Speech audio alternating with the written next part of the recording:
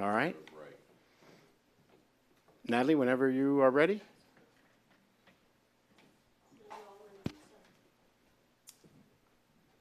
You tell Natalie when to go. We're ready. Okay?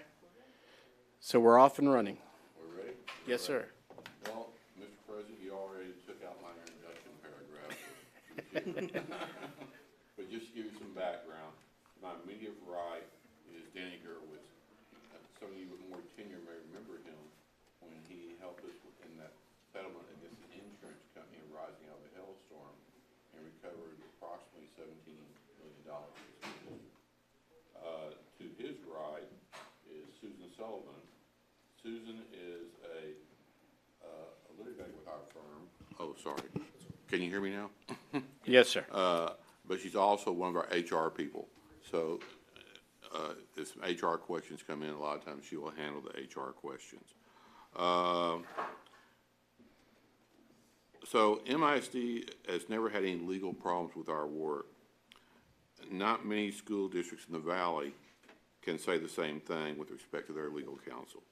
However, the district has had many successes with our representation, from contracts to grievances to real estate to acquisition, real estate sale, the scoreboard, advertising, sponsors, and I can go on, but I'll take up too much time. So why has Atlas Hall and Rodriguez been so successful in representing the district? Let me give you 5 major reasons.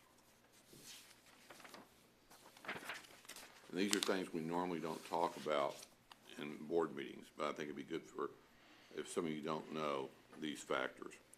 I don't know if you ever heard of Martindale-Hubbell. Martindale-Hubbell, as for over 150 years, is known as the most trusted rating system for law firms and ethical standards for attorneys. I remember one of the first things I learned in law school my first year was when you're going out to work for a firm or clerk for a firm, look them up in Martindale-Hubbell. And they give ratings to law firms and to attorneys.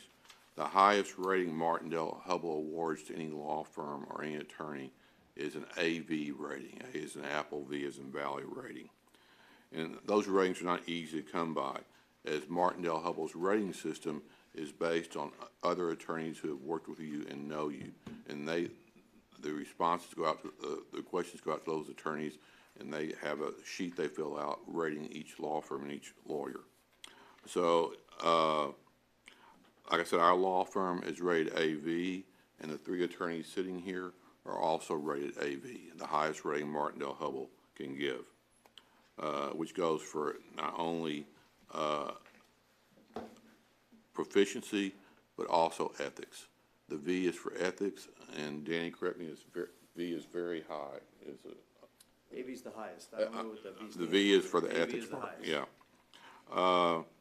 So 6 of our lawyers, in addition to that, are also recognized as super lawyers. Now, super lawyers is a rating service of outstanding lawyers from more than 70 practice areas.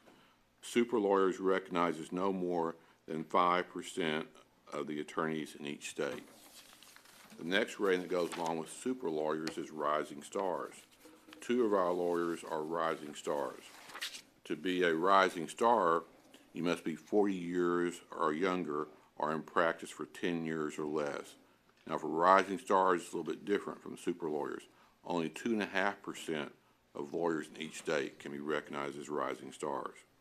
I'm a member of the Texas Association of School Boards Council of School Attorneys.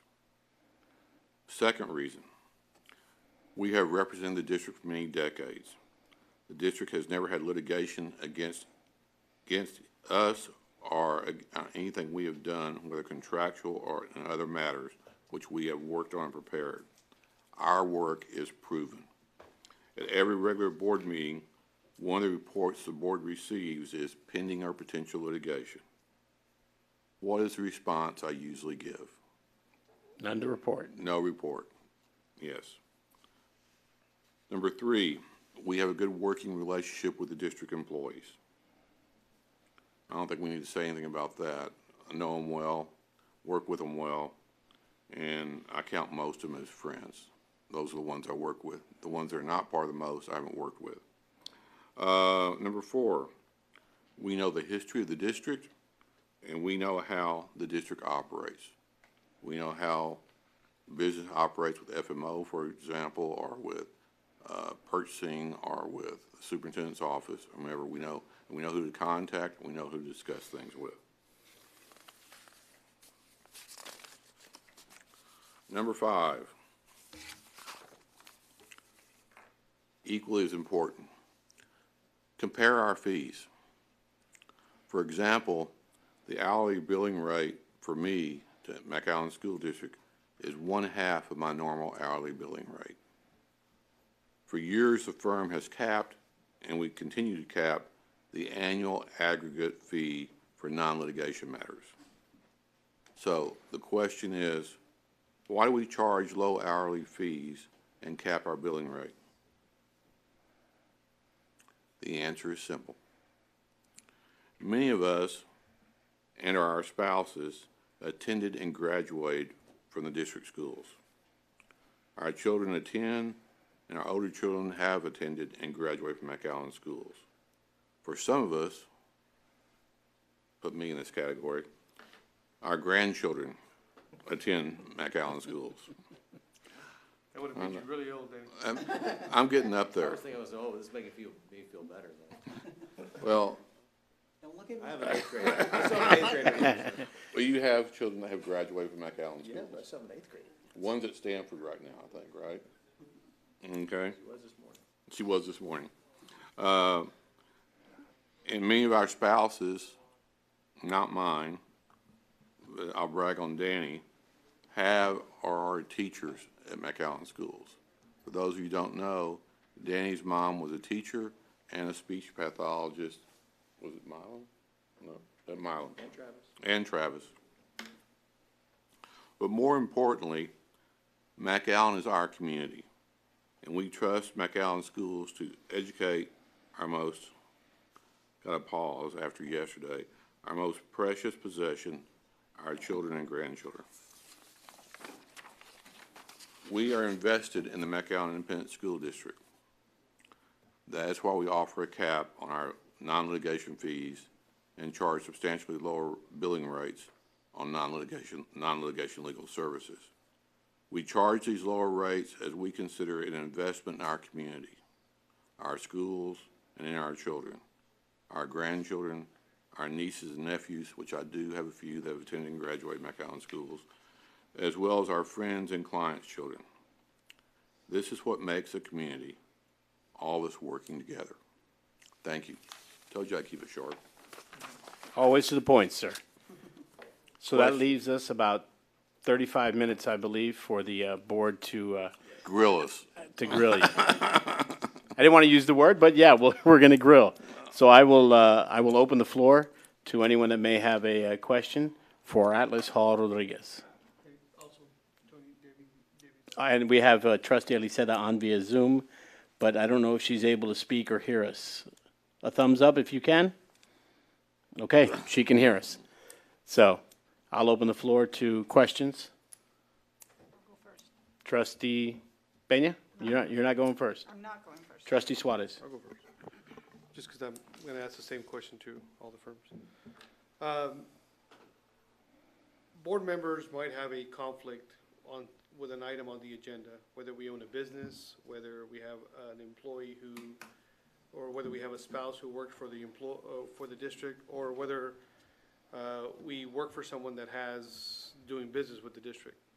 And oftentimes, there's items on the agenda that will have a conflict with one of us. How much is ample time for you to be able to notify the board member or the board president about the conflict on the agenda?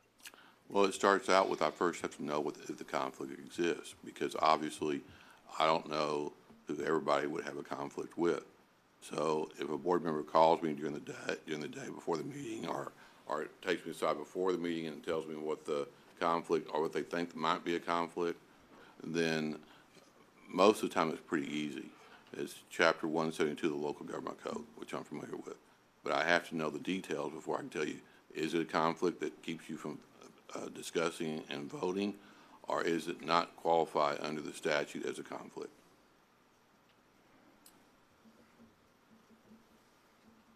Swatters, are you asking about conflicts for our firm, or are you asking about conflicts that a board member might have on considering the item? That's what I So interpreted. specifically to board members that I might have, and we've had certain situations where, you know, a board member is told right before we're going to vote on an item.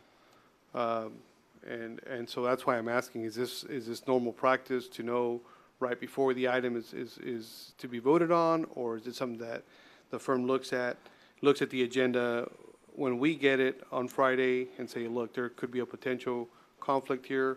Is it normal practice? I don't know, because I've only known one attorney I've only practiced under one attorney as a board member. Basically, the problem for us is unless we know the personal facts of how you may be related to somebody, or a business you may be in, or a business you may own a percentage of, we need to know those things to determine if there is a conflict. And I wish we could read minds, but until we know those facts that apply to each board member, it's very difficult if we don't know the facts, we really don't say anything. Does that make sense? Sometimes it's obvious, because we already know the information. So for example, if the board went out for proposals for a depository contract with a banking institution, That's an easy one. right, we know one person who probably has a conflict depending on Depending on that bank. the bank. But we wouldn't necessarily know whether you, for example, have ownership interest stock in a particular bank that's also making a proposal. And depending on what the item is, we also don't know whether typically the statute might prohibit you from considering the item, but sometimes it also prohibits you from being counted against the quorum. Usually it doesn't. Steve and I are going through this for another matter now, but I think it depends on what information we have in order to determine whether there's a conflict.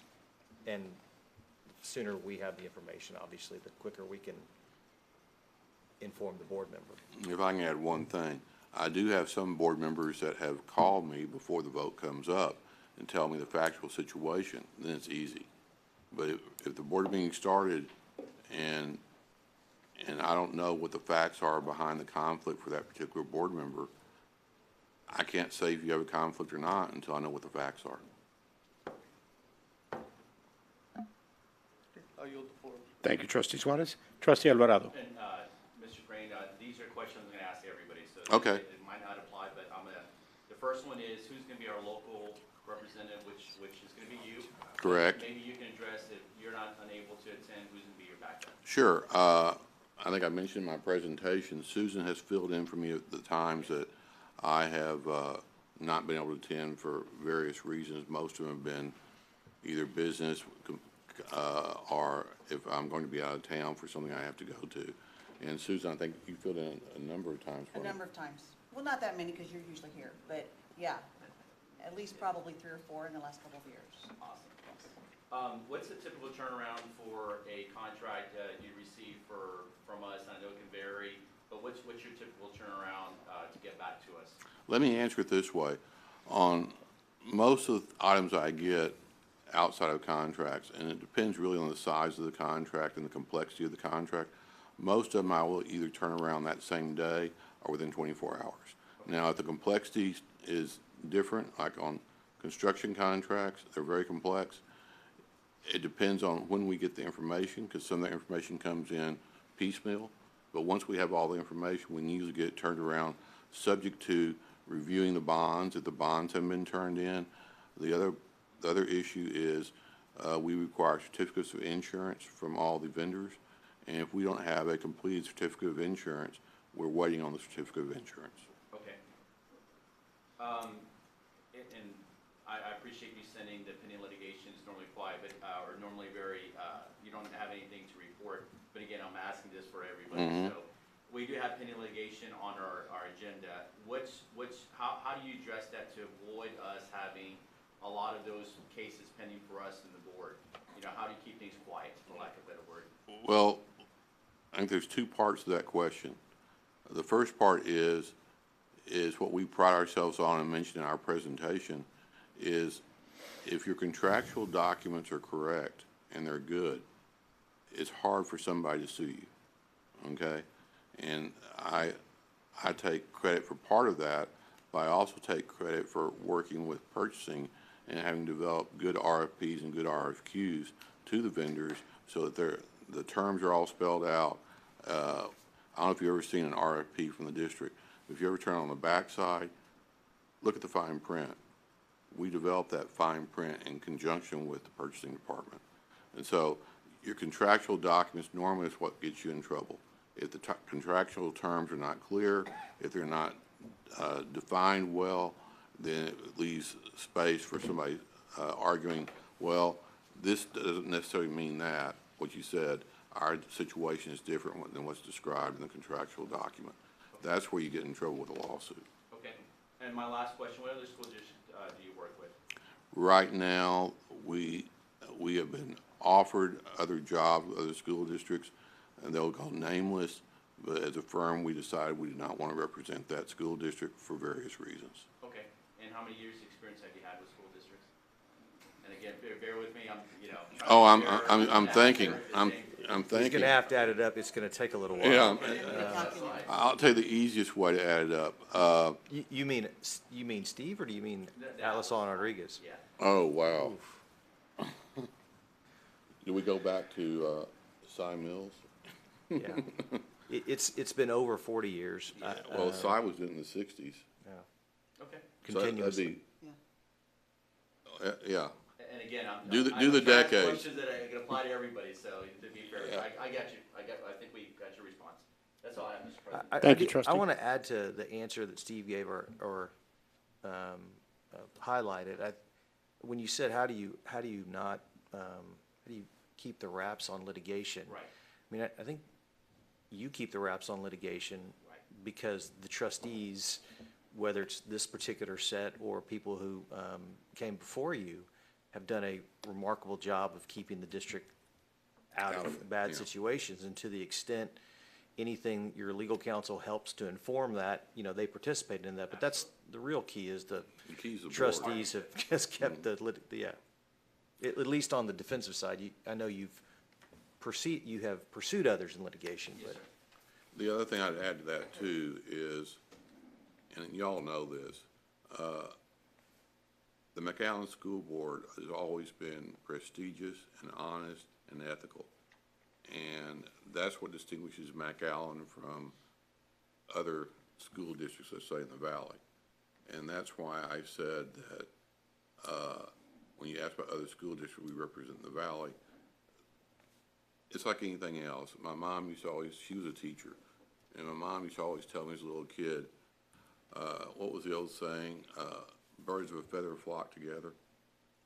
Well, there's some school districts out there that we don't want to represent. I'll put it that way. That's fair. Thank you, sir. Thank you, trustee. Trustee Saldivar. I'll pass for the moment. Trustee Peña. I'm gonna pass for the moment too. Actually, Trustee Alvarado asked a couple of the questions that I had in mind. You're welcome. Thank you so much. Yeah, I was giving him the stink eye, but I will, what has been your biggest challenge working with McAllen ISD? I have to think.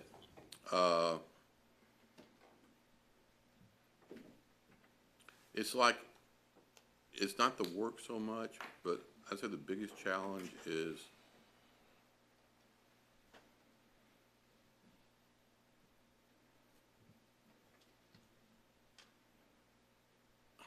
I hate to say this, but having to break in new district employees. Does that include new trustees or?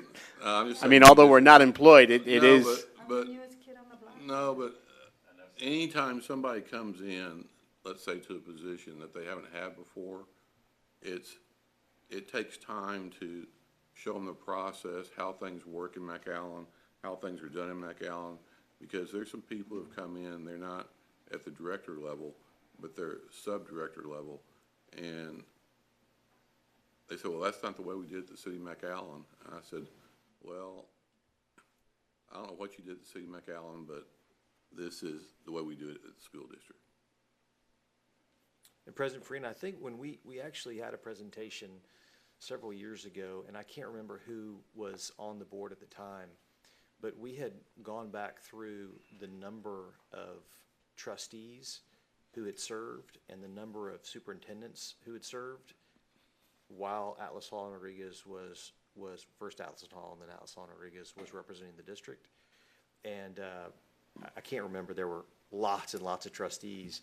And just from the outside, since I don't do a lot of work with the district, I've done some. That's just tremendously difficult to be consistent and to, I don't want to say take sides, but to be very even keel with different bosses and different bosses of those bosses changing on a semi-regular basis. So I would think that's a pretty big challenge that Steve and before him Travis and to some extent Rex Leach. And before waited. him, Cy Mills. Yeah. No, Travis taught me a lot about representing governmental bodies, and the one thing he always said, never take sides.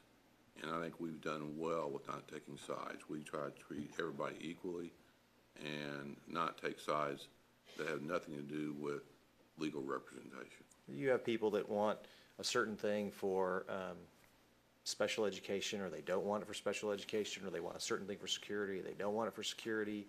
And you have a lot of that push-pull in the community, not just with the board, but these are people who are constituents, whose kids go to school in the district or who work in the district. And to be able to maintain an objective viewpoint, considering what the law is and the circumstances of the district, I think it's very, it's difficult. Not that all lawyers aren't charged with the same thing and can't do it, but Steve and before him Travis has shown over time that they've been able to navigate that well without getting involved in the other issues. Right. Staying above the fray. Staying right, staying out still of it, supporting you staying out of completely. it, but still providing the board reliable advice that the board can then take action on. Steve, tell me about your involvement with TASB. You mentioned that you were involved. Tell me a little bit about that. TASB has an organization called the Council of School Attorneys, and I've been the Council of School Attorneys, I think since the late 1980s or early 90s. And the other thing I didn't mention is every year I go to the TASB Legal Conference on School Law. I've not missed a one. I'll take that back. I was not physically present during COVID, but they didn't have them during COVID. I was on Zoom and attended that by Zoom. And I find that always to be very interesting. In fact, one of our former attorneys, her husband moved to Austin, and now she is a TASB attorney. I believe her last position was she was the TASB, for lack of a better word, lobbyist to the state legislature. Not lobbyist, but semi-lobbyist to the state legislature. And she would review all the bills coming up. And so I stay in contact with her during the legislative session. And then I'm very good friends with Joy Baskin, who's the head legal person at at TASB. And in fact, this is an aside.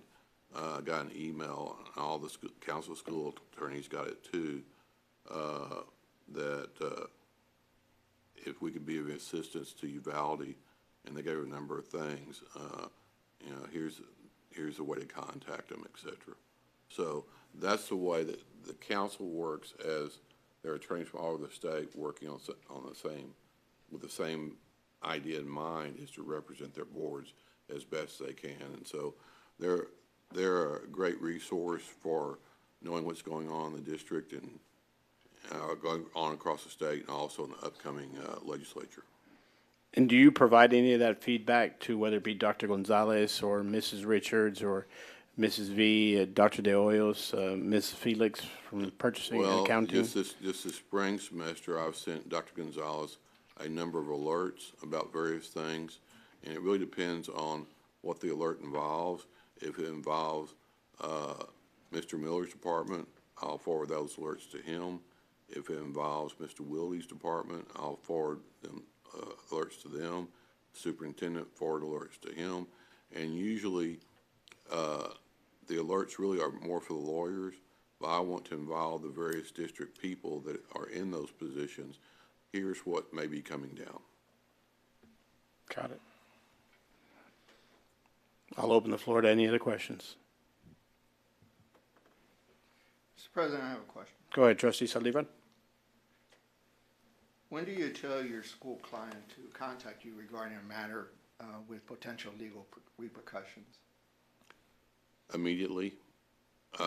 In fact, I know I've told you that before, and 4 years ago in our presentation, I also stressed that I always have my cell phone on. If it's a problem, you can call me at 2 or 3 o'clock in the morning. I'd rather know as quickly as I can. I also said in that previous presentation, we're 5 minutes away from the district offices. I can be there in 5 minutes if I'm needed. All the superintendent, I believe all the directors and assistant superintendents have my cell phone number. And in fact, during COVID, I'm believing more and more people in the district have my cell phone number. I never change it. But no, I get calls on the weekends. I get calls at night, afternoon, whenever. And also, for example, this week, I've got to leave town to do some business in Austin from Mother's Estate. And the people I've worked with the most in the district, which usually is purchasing, HR, and John Willie's office, I've already informed them 2 days ago that I'll be out of town on Friday, but call me on my cell phone if needed. In your interaction with the school board, do you help the board shape its decisions? Or do you have a whatever the board decides type philosophy? I'm going to answer it a little differently. My job, as I see it, is inform the board of what the law is. How they decide, as long as it's within the four corners of the law, it doesn't matter to me. Now, I will say that sometimes it comes up where I will talk to a board member. It's usually the board president who calls me at the time. But other trustees are welcome to call me anytime they want to. But sometimes there's a situation whereby here's what the law says, and what the board or that individual trustee may want to do is I will tell them, you've also got to think about the impact when the public hears what you've done. And I tell them, that's not my job to tell you what that impact is. I will just be cautious and have you think about that, but I don't tell them the answer to that. What if the board has specific, what if you give specific recommendations to the board, or you, let me rephrase this, or do you advise them of available options, or do you let the client decide? I will advise them of options if I see the options, but it's not my job as a lawyer to be a board member. My job is when the board member calls, here are the legal questions, here are the legal risk, here are potentially, if it gets down to it, of the public perception of the action. And I don't give them the answer on public perception, but I will advise them, here are the different avenues you can take, but that's up to you as a body politic, not me. How about in a situation in which we're trying to manage the board's interest, and it may be somewhat adversarial or in conflict with one or two members of the board? Again, what I said before, I'm going to answer the same way. We do not get involved in the politics of how the board operates, if that's what you're asking. Do you mean a conflict with another board member's position on that issue, or the board member has a conflict for business or other reasons outside of how that board member may vote on the issue? From a legal matter, you have determined as its legal representative that the board's interest is X based on the law, and yet you may become aware that it could be adverse to one or two of the board members. And I'll stick with my same answer. We do not get involved. You're a body politic. Each one of you has different perceptions and different thoughts of how things should work. That's not our job. Our job is to advise you what the law is, and if you ask potential options under the law, whether those options would be legal, that is what we would advise. Now, you've advised the board, based on the law, your opinion of the law, and the board takes a different action. Would you still be able to defend the board? Let me see if I can rephrase your question. If, We do it, I do it all, we're in Well- that circumstance all the time. we are in that circumstance all the time. I thought maybe you were asking something different. Well, I sometimes phrase it different, but let me phrase it the way I wrote it down. If the board did something that you had advised against, could you still defend the board's actions? It's probably the better way. Yes, we'd have to.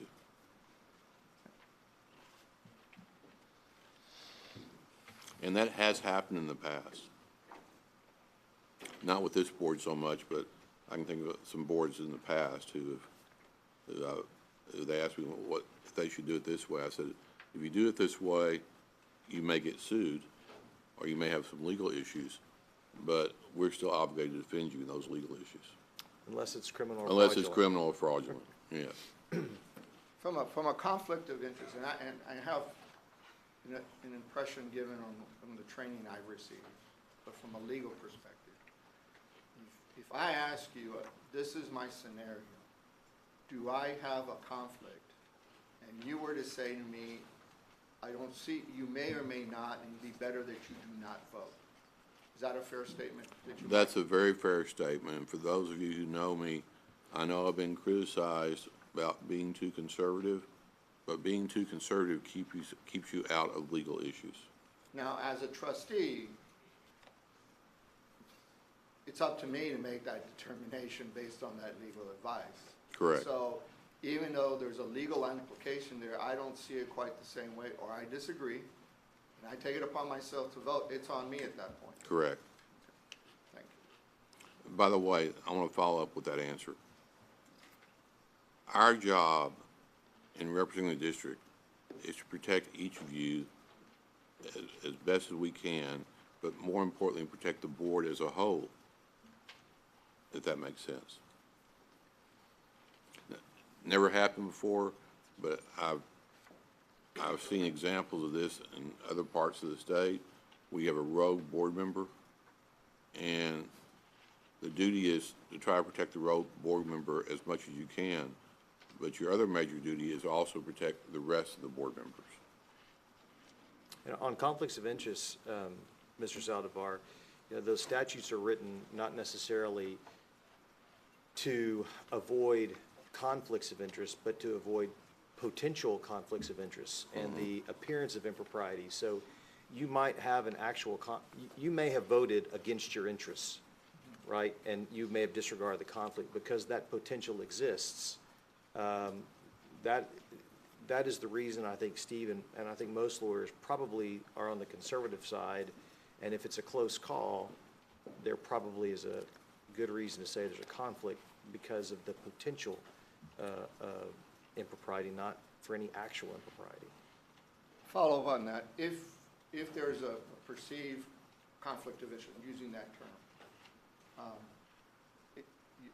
it's not our legal firm to police us in that. It's up to us to do so. In other words, I as a board member, for whatever reasons, I don't want a board member to vote because I think he has a conflict, but if he votes, it may not be to my interest. So I go to my attorney to get an advice saying that he potentially has a conflict of interest. It's not yours to police our situation. Right. We would have to know the facts and then make a call based on those facts, and you would hope that the board member with the potential conflict would disclose all those facts. But it's sometimes gray. I'll use probably an example that doesn't apply here. The board may have a policy that if you own $5,000 in stock in a particular entity, you can't participate in the vote. I don't know if that's right or not. That's from other, I know that's true in other places. Well, is the $5,000 on the day that you vote? Is it your basis in the stock? Is it, what does that mean? And so to the extent, I think we would always interpret that as being as conservative as possible. If there's a chance it could be 5,000, then we would probably interpret it that way. But it's a gray area, and I think Steve probably has done a good job over the years of trying to stay out of one board member against another on those types of issues and just calling it based on whatever facts are actually disclosed to him about whatever the potential conflict is. And as to the individual, as we stated earlier, it's that trustee's obligation, and he's the one that's, or she is on the line, so to speak, if there's any issue. Those are how the statutes and the rules for disclosure are written.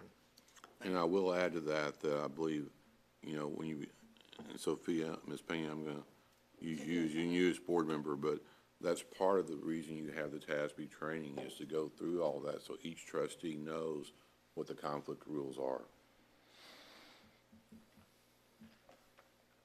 Thank you, Mr. President. Thank you, Trustee Saldívar. Trustee Peña? So the conflict of interest on the other side, so. Pull down the mic, ma'am. We have a member that's not able to be in the Yes. room, so. I've had this issue for a week now, not speaking into the mic. This That's not a prohibits me conflict. from seeing the group. So if we could, and if you put it over here. So the conflict of interest on the other side now. So let's say the situation presents itself as a conflict to your firm, you know. What is your advice there to us, and how, you know, obviously, what do you do there? What we do is if I see a contract, for example, and this came up just last week or this week, there's a contract pending with the district where another attorney in our firm represents that party, then what we have to do, and we did, is we make contact with that vendor and say, well, the problem is, Mr. Vendor, is you did not follow or use the form that was sent to you in the RFP. You came up with your own form. And so the attorney who represents that vendor, for example, called the vendor, told him the problem, and the vendor said, I have no problem with y'all putting it on the correct form. That's an easy example. The issue usually comes up, though what is more difficult, is I don't see it come through purchasing or something, so I don't know who's involved. And if something comes up at a board meeting, it won't be coming from purchasing, because I watched that. It will come from some other conflict of issue that I'm not aware of. And so there may be somebody, I'm trying to think of an example, I can't think of an example, but something that comes up at a board meeting discussion about some person that our firm may represent. And the problem there is we just have to listen to the facts as it's disclosed in the board meeting, and we have to determine, do I remember that client? Well, I can't remember all the clients the firm has, so, but that rarely comes up other than in a contractual sense. As you know, the rules of professional responsibility are clear on when we have a conflict and when we don't, and sometimes when we have a conflict, it can be waived. And so in the example Steve gave, we could call a vendor for the district and say, look, vendor, we represent you, but we also represent the district. And we're going to ask you to do something for the district, but we're telling you we represent the district, and you may want to seek independent legal advice because this could be bad for you. And sometimes a conflict isn't waivable, in which case, as an example, if the district wanted to sue one of our clients and asked us to do it, that's an easy one. We have a conflict, and you would have to. We can't represent either side. We couldn't represent either side, but I don't, it is. That's rare. It has been a rare circumstance where we've had a conflict and couldn't represent the district in a particular matter because a client was on the other side of it and was adverse to the district. Mm-hmm. But those conflicts are easier. I mean, there's just rules of professional responsibility. Either is a conflict or there's not, and it either is waivable or it's not. If it's waivable, it's only with informed consent. From We both would tell sides. both sides, here's our circumstance, we're gonna represent the district in this, are y'all both okay with it, knowing the circumstances? If they both say yes, then we proceed, and if either says no, then we don't. Thank you. All right, trustees, any further questions? All right. We appreciate your time.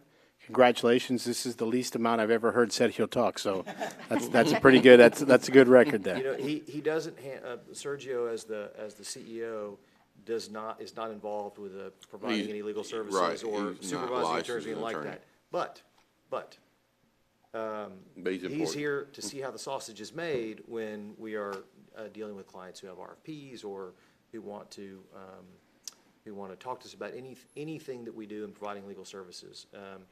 If we're doing something wrong or we're doing something right, if we can improve our processes, he's hopefully the guy that's going to work on that on the business side for us, not On the legal side. not on the legal side, but on the business side, on taking care of those kinds of things. Well, he is the non-licensed attorney, so it's something about those guys from PSJ that think they can do that.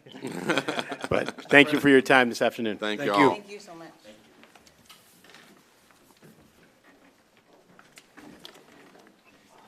Let me get these, Natalie. Let me get these.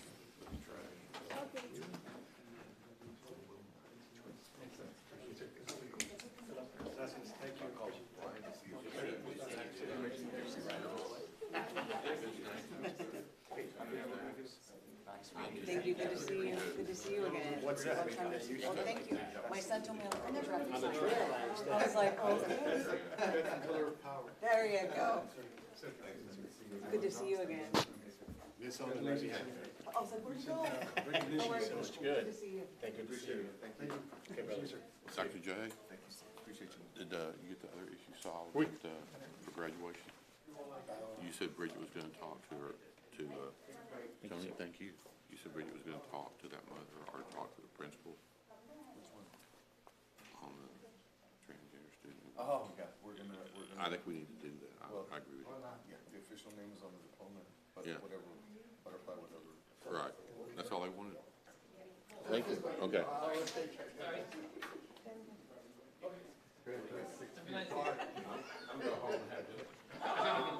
Only thing is I forgot my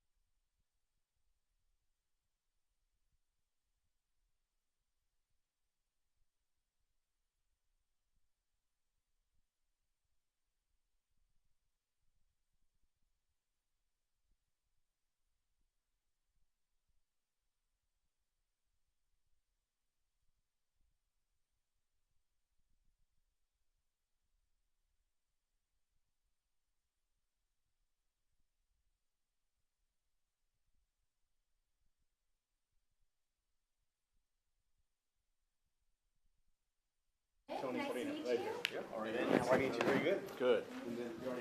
Yeah, if there's an extra one for trustee Lisa, I'll take it. Gotcha. Excellent. Thank you. Awesome.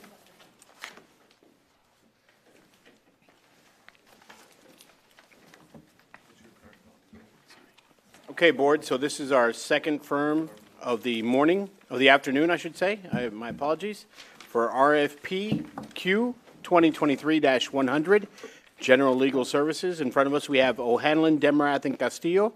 And representing them today, we have Mr. Kevin O'Hanlon, Eden Ramirez, and Shelley Smith that are joining us today. So welcome you all. We appreciate you coming out and partaking in this. Thank you very much. I think we're just getting the presentation going Okay? briefly here. Got it.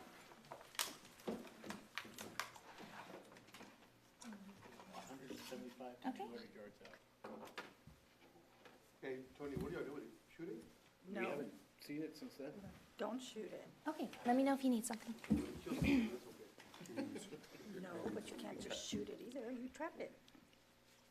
And then you take it to the zoo. So here's this little. If you kill it, you're real pissed off. Doing well, how about you? A little nervous about that, what happened in your valley and Yeah. things. Yes. And that's with all the law enforcement. It's just so random. Just so random. And all the more reason to hug our kids and count our blessings. All right, I think we're ready to rock. All right. Thank you all. All right, well, good afternoon, everyone. Thank you all so much for having us here. Like President Farina already mentioned, my name is Eden Ramirez. I have Mr. Kevin O'Hanlon here, founder of our firm with me. We also have Ms. Shelley Smith here joining us today, and we are with the law firm of O'Hanlon, Demarath, and Castillo.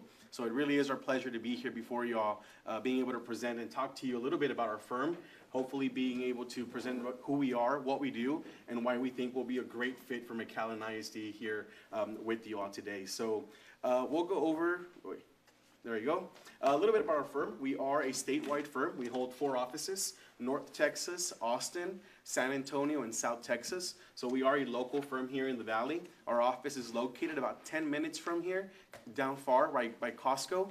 And so we are a very accessible firm. We have 5 attorneys who are stationed here in the Valley. Mr. O'Hanlon lives here in the Valley part-time up in Olana. Ms. Smith is here in Mission. I live here in Palmview. And so our office is here in Far. So we're very familiar with the area. We are from here. And we think that we can provide to you a lot of the local council feeling that I think has served McAllen so well over the past few years. And I think we can provide that very well for all of you. Our main Austin principal office is in Austin. But again, our attorneys are spread throughout the entire state. And our Far office would be handling this account should we be able to work with you. A little bit about our firm. I know you already saw this in the RFQ, but I still want to talk about that and be able to tell you about it. We are a firm that was founded in '94 by Mr. Kevin O'Hanlon. He was serving as general counsel for the Texas Education Agency at the time. And so if you're familiar with the current Texas Education Code, he's actually the author of it in its current form when we moved over from the previous law the way it used to be. Over the years, we've grown substantially, expanding to all sorts of legal services within the educational realm. Over 99% of the work we do day in, day out is specifically education law with hundreds of clients across the state of Texas. We serve in different capacities, whether it be full-blown just general counsel, whether it's counsel entirely, both administrative and general and board counsel. We've served justice administration. We serve in different roles and capacities depending on the needs of each individual district. And so we're very familiar with the intricacies involved with education and representing school districts, and we think that we bring a big sense of familiarity in what we do every day.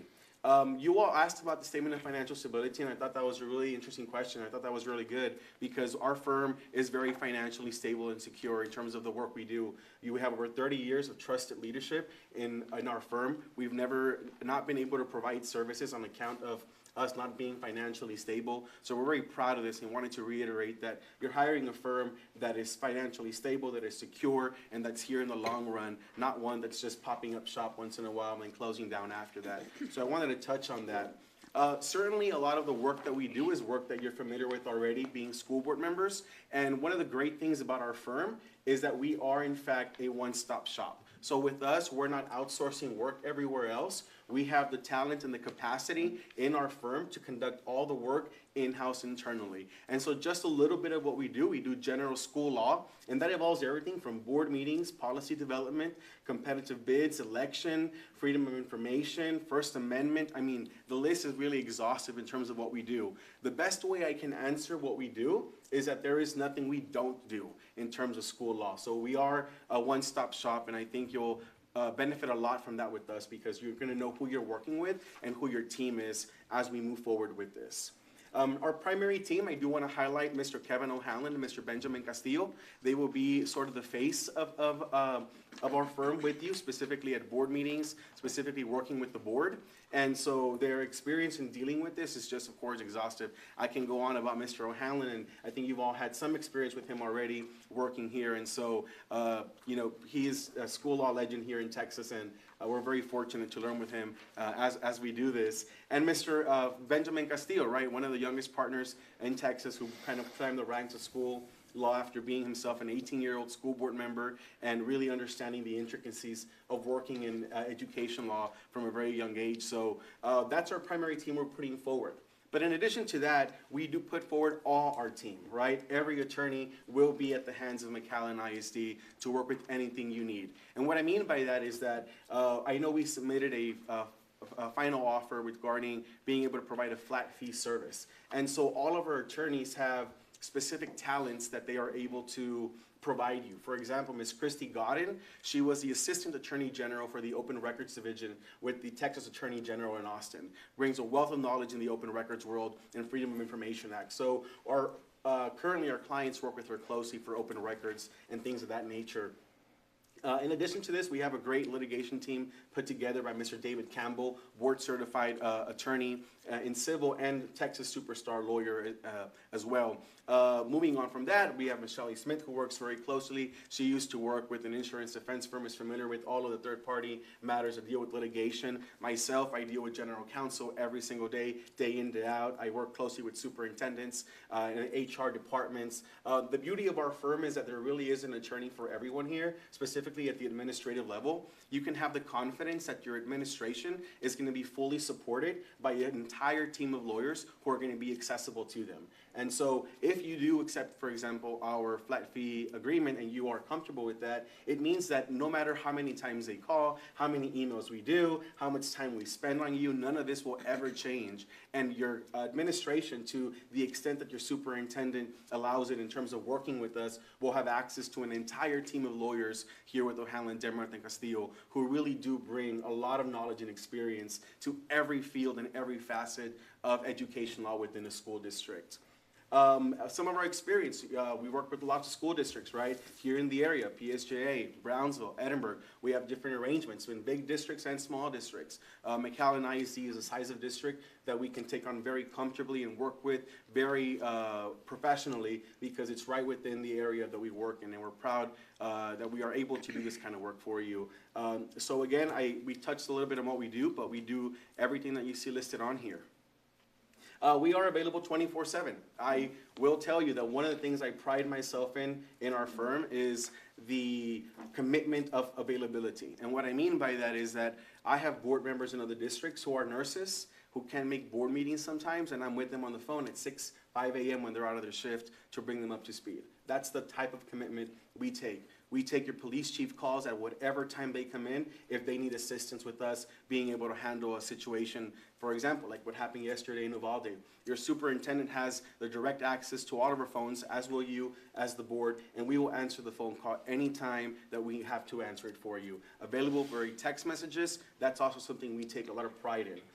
More importantly, with our firm, you don't have to deal with secretaries or legal assistants between you and us. You get to reach us, the attorneys, directly. We know your time is valuable as a board because you do this job for free. We know your superintendent's job is valuable because by the time you're calling the attorney, it's because you need help immediately. And so that's the kind of philosophy we take. You will have direct access to us via text, via phone, 24 hours a day, 7 days a week, even on vacations. That's just the type of commitment that we put ourselves forward with in terms of working with school districts. And that's something you can reference with any of our clients, and they will tell you and give you that answer about us. Our process is very simple. We make sure we work around the processes and systems that are already in place in your school district, right? Every school district does things differently. Every school district has different ways of conducting day-to-day operations. And so we conform our legal services to the way you run your school district. So we don't come in here and tell you, this is how we gotta give you legal services. We come in here and ask, how is it that we can work best with you to ensure that you're accomplishing your mission of teaching and educating students, and that we can be a support part of that and not be someone who takes a time away from you. So we do take the time to learn your district, learn your practices, learn your departments, learn how you conduct operations, and then we try to fit in as best as possible around what you already do. Our approach is also one that we will take the time that, because we are here today, that you're gonna have the kind of service that you're gonna think you are our only client. By the time we put forward something like this, it's because we've done our own internal search in our firm to make sure we can take on that kind of work and that kind of commitment. And so us being here is telling you that you're gonna feel like we are your only firm, and you're gonna feel like we are your only client, because that's the kind of commitment we're gonna put here for you. You're gonna get to know our faces, you're gonna know who to hold accountable, your administration will do the same thing with who they work with, and we are here to serve McAllen as best as possible through this process. Our methodology and philosophy is one that we take a lot of pride in also. We are a very innovative firm, right? Oftentimes what I mean by that is not that we are reckless in the work that we do, but we believe that education is a fast-changing field, right? Especially as the years go by. So we are here to ask, what do you need to do? What do you want to do? And let us find a way to do it. We're not here to tell you no off the bat. We're here to say, is this what you want to do? This is where you want to go? Let us figure out how to do that. And what I mean by that, I'm going to give you one example. For the past 15 years, some school districts were tied to TRS and they could not get out of TRS. And so when they came to us with that problem, we said, give us time, let us work on it. And so we did just that. While every law firm in the state was saying, you can't do that, you can't do that, our firm really took on the issue to heart. And so after a lot of research and working with the great team that we have here, we found a way for school districts to actually be able to offer competing health plans even though they had TRS.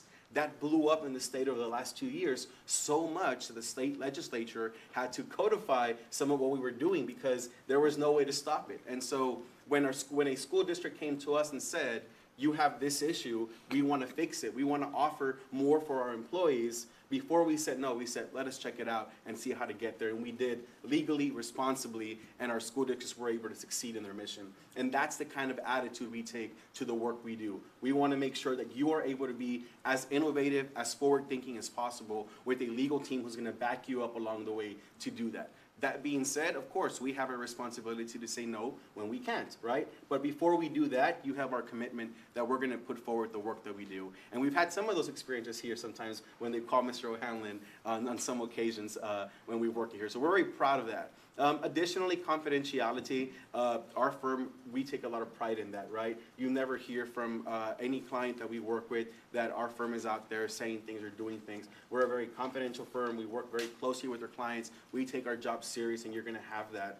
Our financial proposal, I talked a little bit about that. We did submit a final offer, and here it is. Just, I know you probably reviewed it already, but I wanted to talk about that we are committed to you to do that.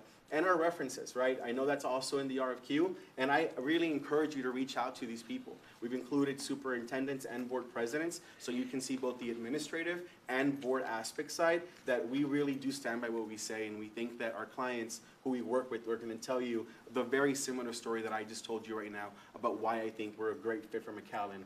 And so for a lot of these reasons, that we have the experience, that we are a local firm, that we have the talent and the network, that we have a statewide network of attorneys who are going to assist, that I think we're providing you a very fair and honest price in what we're doing here, the fact that we're committed to working with you and your administration and making sure you accomplish your board goals and what you want to do. I really do think that our firm really does stand out against the other firms that you're going to be interviewing or that you might have already interviewed.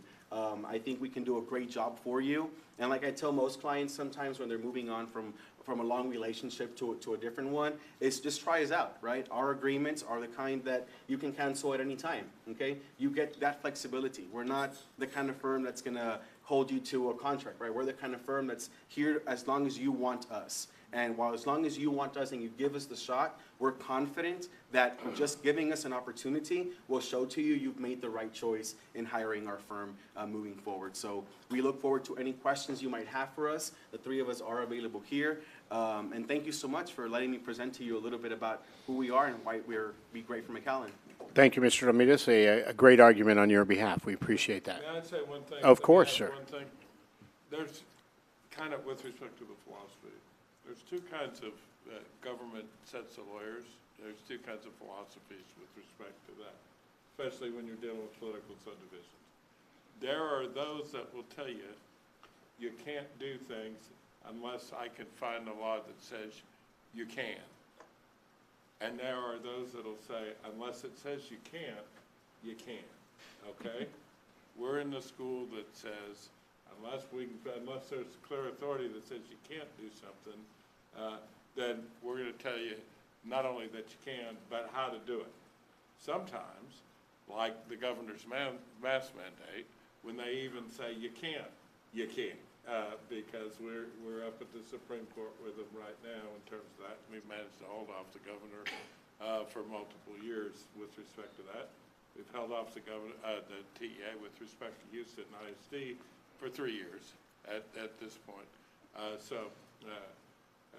We try and avoid, because we do litigation, and we're the only people in front of you today that's going to have 3 board-certified appellate attorneys that are on the firm. There's very few firms in the state that have 3 board-certified appellate attorneys.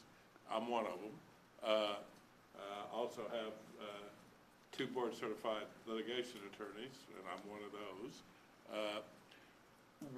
Because we know that, because we do litigation, we try and avoid it because it's a pain and all that. Now, in a flat fee, that said, we kind of invented flat fee stuff in the valley. So, and we're doing that with Brownsville, we're doing that with Edinburgh, we're doing that with a number of districts. It changes the dynamics about how you use lawyers in terms of that, because there's no cost deterrent anymore for you to test the waters. We understand that. So you don't get whooped on and said, well, we can't do this because it's going to cost too much in lawyers' fees.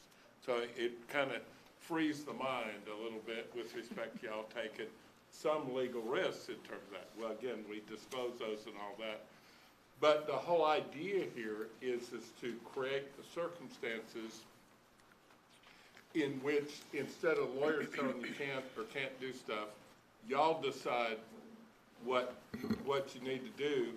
The board and the administration of the district decide what they need to do to operate the schools, and we try and figure out a way to implement those decisions that you make. So it kind of liberates. The other benefit of flat fee, that I think this is your first foray into that, is that the idea of how that works is this. If you are paying, if it doesn't cost anything to call the lawyer, you're more likely to do it, okay? Because you're not worried about pinching pennies. If you're more likely to do it, you're more likely to do it early because you're going to get advice on the front end.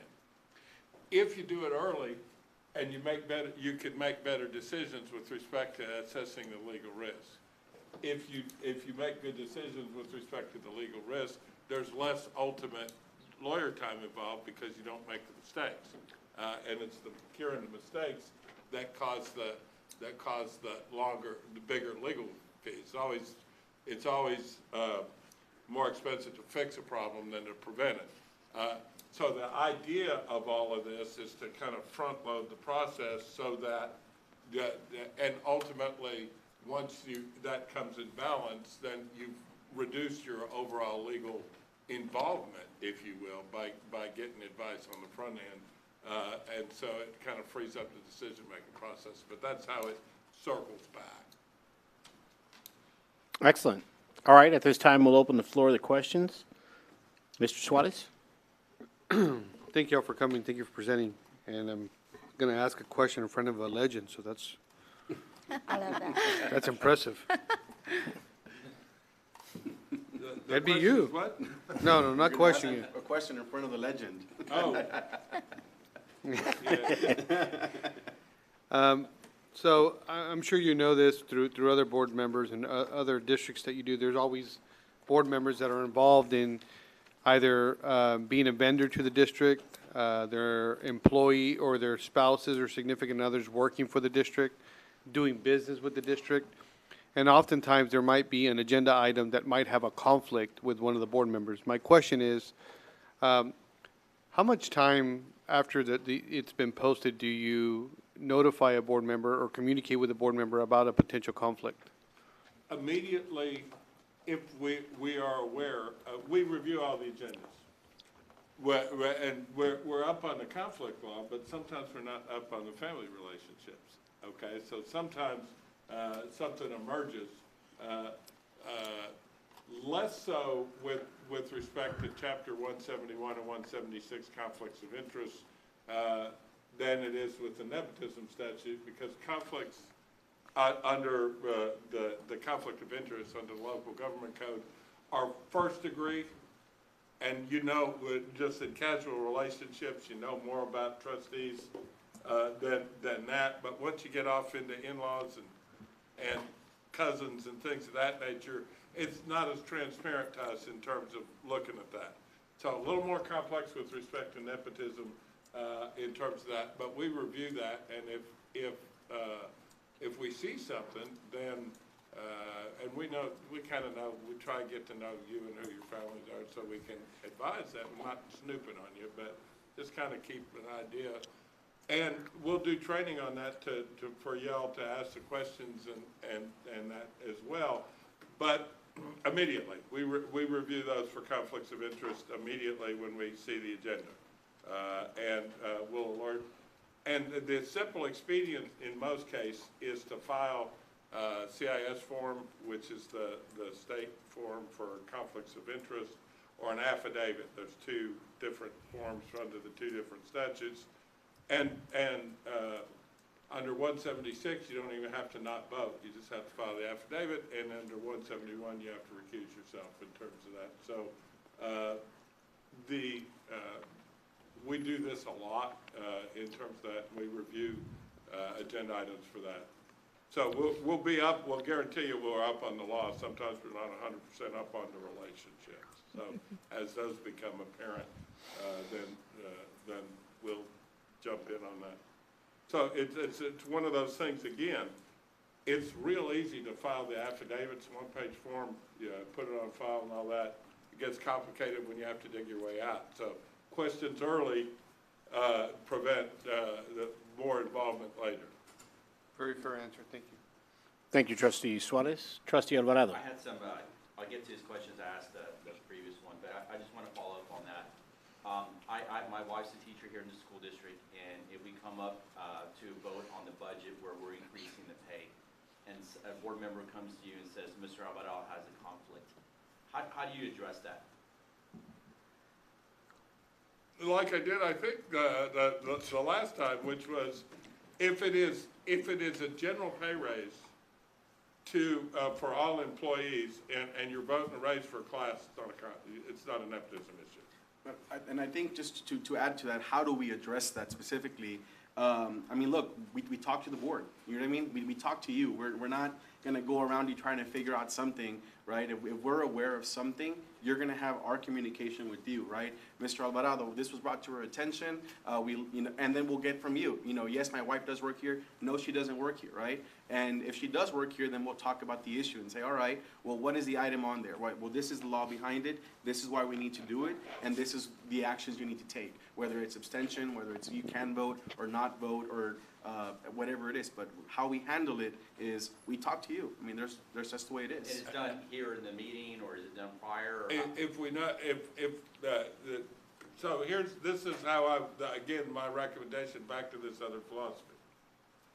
It's easier to prevent, if you're aware that this is coming up and there's an issue, that you call us, we'll write you a written opinion on it. Gotcha. We'll put it out there before the meeting so that there won't be an issue, in terms of that. So that it's Yeah. to prevent, recriminations and things of that nature, so, and we'll stand by our opinions, And it's in terms communicated of. to the whole board, so I appreciate that. Yeah. That's what I was looking for. Yes, Thank sir. you. Let me get to other questions, and you kind of already addressed this. I just have three quick ones. I wanted to ask everybody what the local attorneys are, and y'all talked about that, so I'm comfortable with that. But let me ask it this way. Y'all represent a lot of school districts. So there's conflict with meetings. Do y'all have enough board meetings to have someone here present during all our meetings? Yes, Yes. you're gonna have someone here present at all your meetings. Awesome. What's your typical turnaround? The superintendent reaches out to y'all with the contract, and I know it varies, but you kind of maybe elaborate a little bit on typical turnaround. What's your expectations for a contract or employment matter, or how do y'all handle that? 24 hours.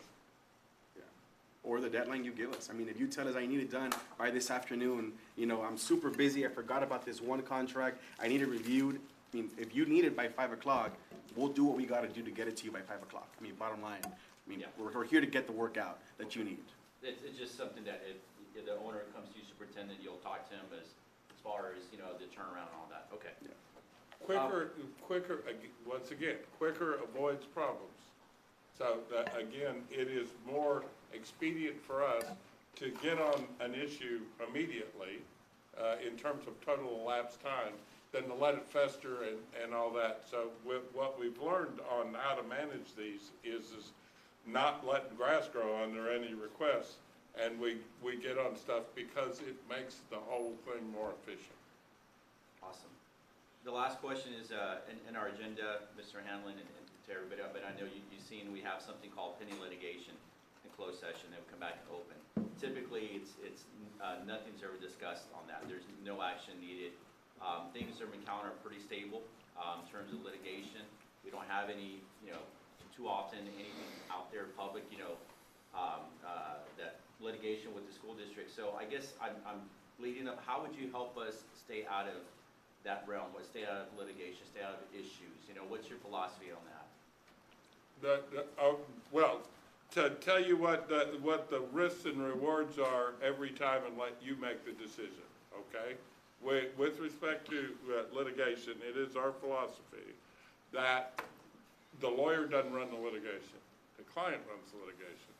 So our job is to fully inform the decision makers, which is y'all, as to what's pending, what the pluses and minuses are, what the consequences are, what the risks are, what the rewards are, with respect to that, and give you the same information base that we have, that we're looking at, and a frank opinion, one way or the other, and let you make the decision.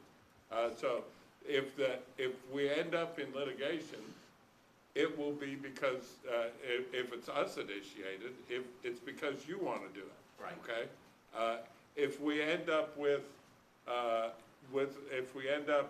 you getting sued in employment litigation, which is pretty much all it, well, there's two categories: post recs, which are routine and handled by your insurance carrier, and some employment litigation, which is also fairly routine, because it's most of the liability issues, with the exception of Title IX, are capped in terms of what the governmental liability is by various federal statutes and state statutes. We'll do the liaison. You've got insurance. I know you got insurance with respect to that. We'll do the liaison to make sure that and to make sure that you are fully advised. The insurance lawyers are not quite your lawyers, because they technically, ethically are, but that when you're getting paid by the insurance company, you kind of do what they want a little bit, because you don't want to get let go.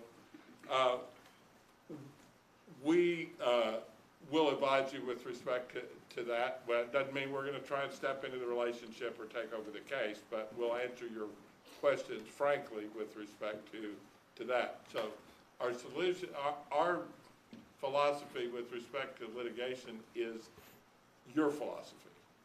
We inform the client, we fully inform the client, we let them make the decisions, we provide whatever information that you need in order to make a good decision, and then we'll implement it according to your instructions. And just to add to your specific question on how do we keep you out of it? Yes. We provide trainings, we get ahead of the issues, we make sure your staff is informed, we make sure we're available to answer the questions before they get into an issue. There's no training we don't provide, so we do provide full-scale training on any issues to make sure your staff is ready for issues. All right, thank you, Ms. Reyes. And as you can tell, I'm not an attorney, so these are very vague questions, so. Yeah, I no. appreciate the They're good answer. questions. That's all I have. Thank you, Trustee Alvarado. What's the biggest challenge that you faced representing a district? A school district? Yes, sir. Dealing with the board? Keeping ISD open, keeping the board, TEA from taking over recently. That's not true. That's the most recent one. The biggest one that I did was representing the state in 4 rounds of the Edgewood litigation. Wow. Working on that, and then subsequent to that, drafting the Robin Hood when I was at TEA. So that's not school district stuff, that's educational stuff, but those are, we argued multiple times before the Texas Supreme Court with respect to that, and finally, over a period of about 6 years, got through in 4 rounds of Supreme Court, got through it and got out with Robin Hood, which I wrote. Excellent, excellent. Trustee Saldivar, are you ready, or is Trustee Peña?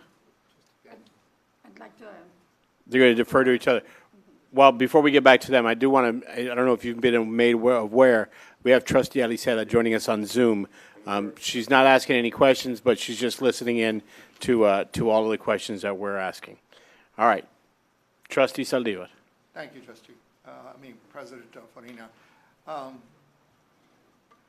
Do you give clients specific recommendations, or do you advise them on the available options and let the client decide? Always Always. available options. We don't make the decisions. Ever. The clients always make the decisions. Will you try to shape the board's decision, or do you have a whatever the board decides philosophy?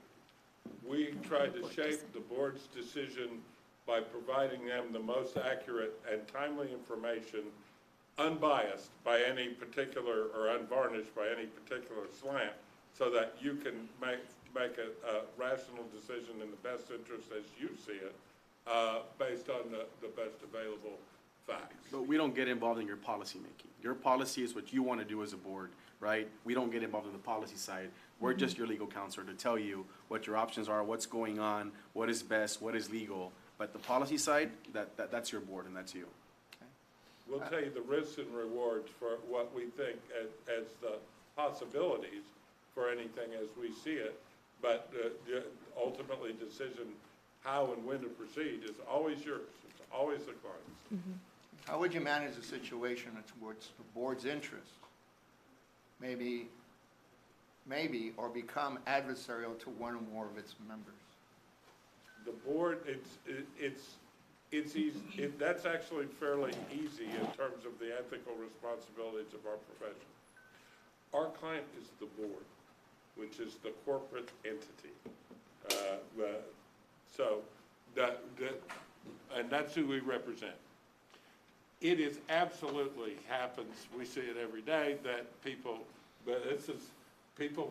feel strongly about kids, boards get mad at each other, things happen and things of that nature. The decision-making process, however, belongs to the board as the body corporate. That's what the law says.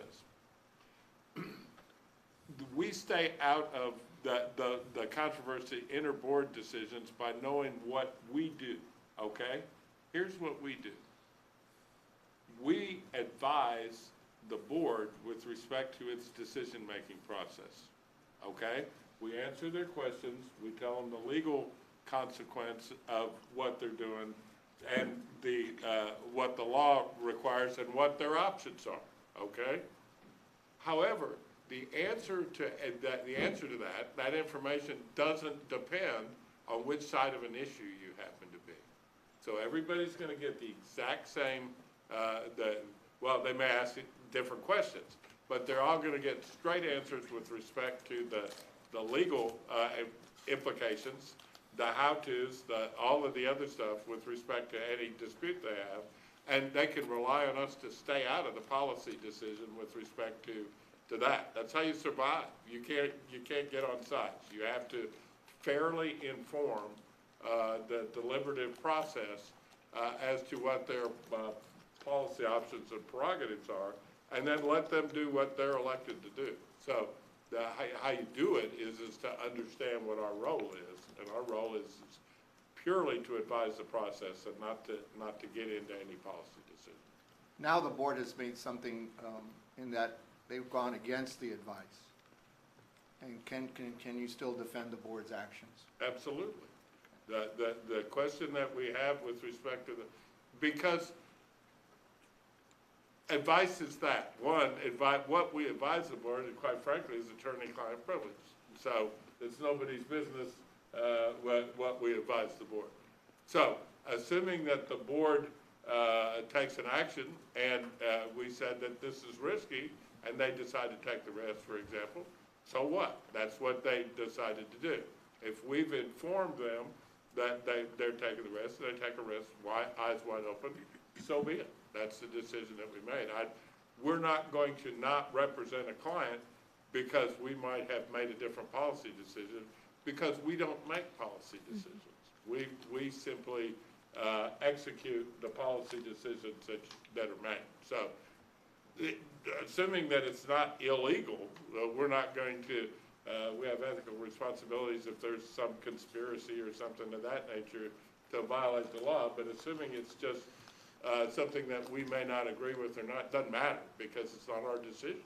Our job is to defend the body corporate's decision-making process. Thank you. Thank you for your presentation and for your answers to my question. Thank you, Mr. President. Thank you, Trustee Saldívar. Trustee Peña. Welcome, and thank you for that great introduction and for bringing the legend, and also for the thoughtful answers thus far.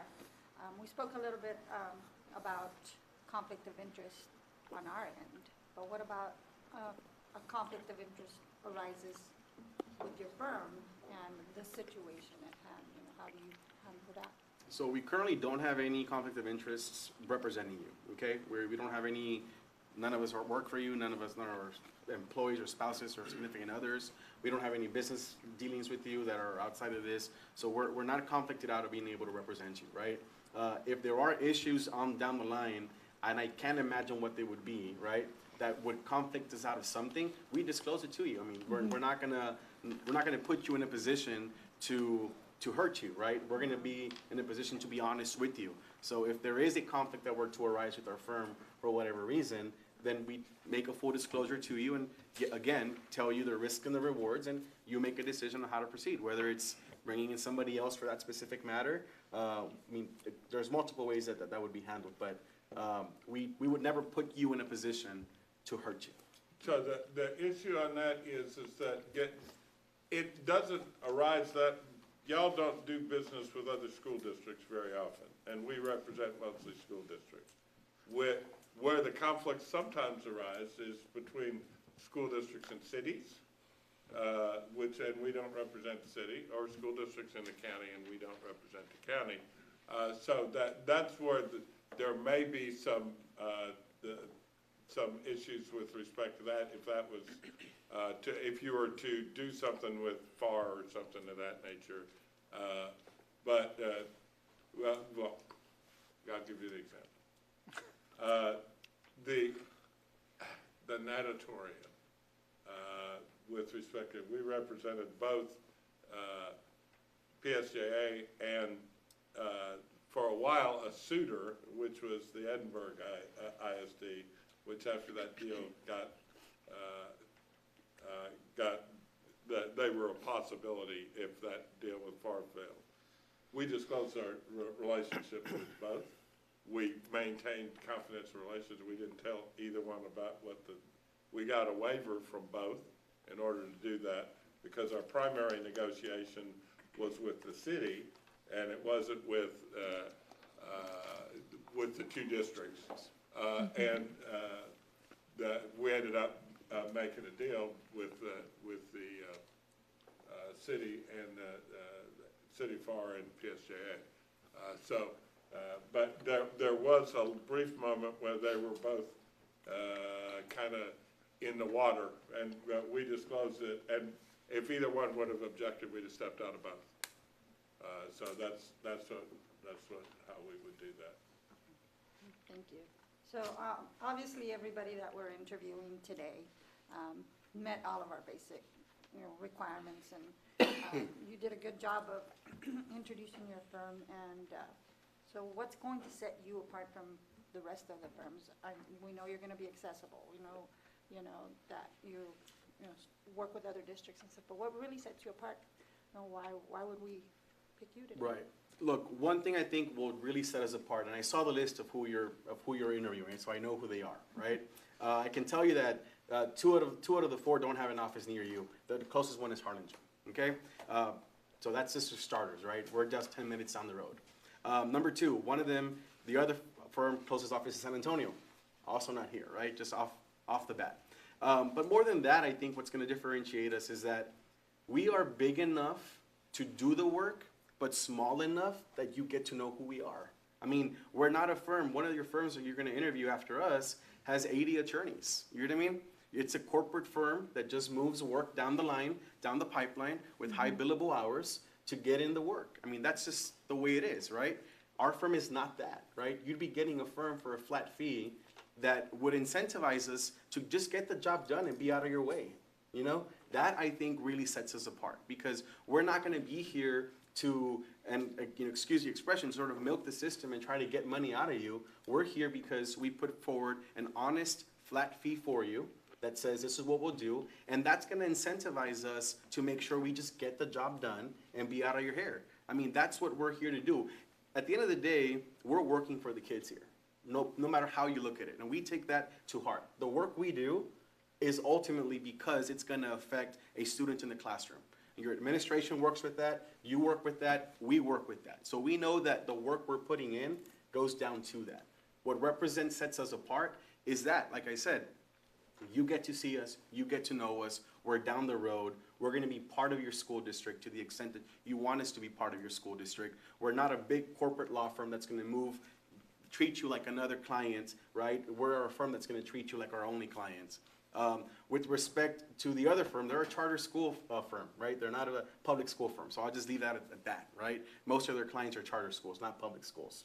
And with respect to your previous counsel, I have full respect to who you used to work with. I have nothing but great things to say about the work they've done, but I think what sets us apart from them is that we are a school law firm. 99% of our work is schools. We do this day in, day out, every day.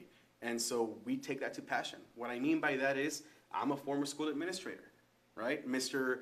Shelley serves on her current board in her child's school. Mr. Castillo was a former teacher, right? A former board member. Ms. Godin was also a former teacher. If I go down by our attorneys, we all have a link to education, and we believe in the value of public education, especially in the times like today. And so I can't tell you that more passionately than any other firm who's going to be here before you today. And I'm gonna drop the atom bomb on you. One of our senior lawyers is a stepper. Oh, yeah. Did you hear that? Did you hear that, Debbie? Mac High graduate, 1970. Did you hear that? I want to give you a microphone to drop. We got Debbie to smile, look at her, a stepper. So yeah, I think that sets us apart. That's great, thank you. All right. With no further questions, we thank you for your time today, and we'll continue with the interviews. Appreciate it. Thank Thank you you. all very Thank much you. for everything. Thank you. You need to carry a microphone around. Just for Over the top dropping. of the stepper thing? Nice meeting you. I did. I had to say it. Nice My meeting wife. you. It is. Good to meet you. Yes, ma'am. Thank you. Appreciate it. It's so good to meet you tonight. La Jolla original. That's where I went to high school. I am a Coyote. Oh, Oh, wow, there you go. That's the most 7. Well, nowadays it's hard, but. Lovely. Awesome. Well, thank you all very much. Appreciate the time. Thank you.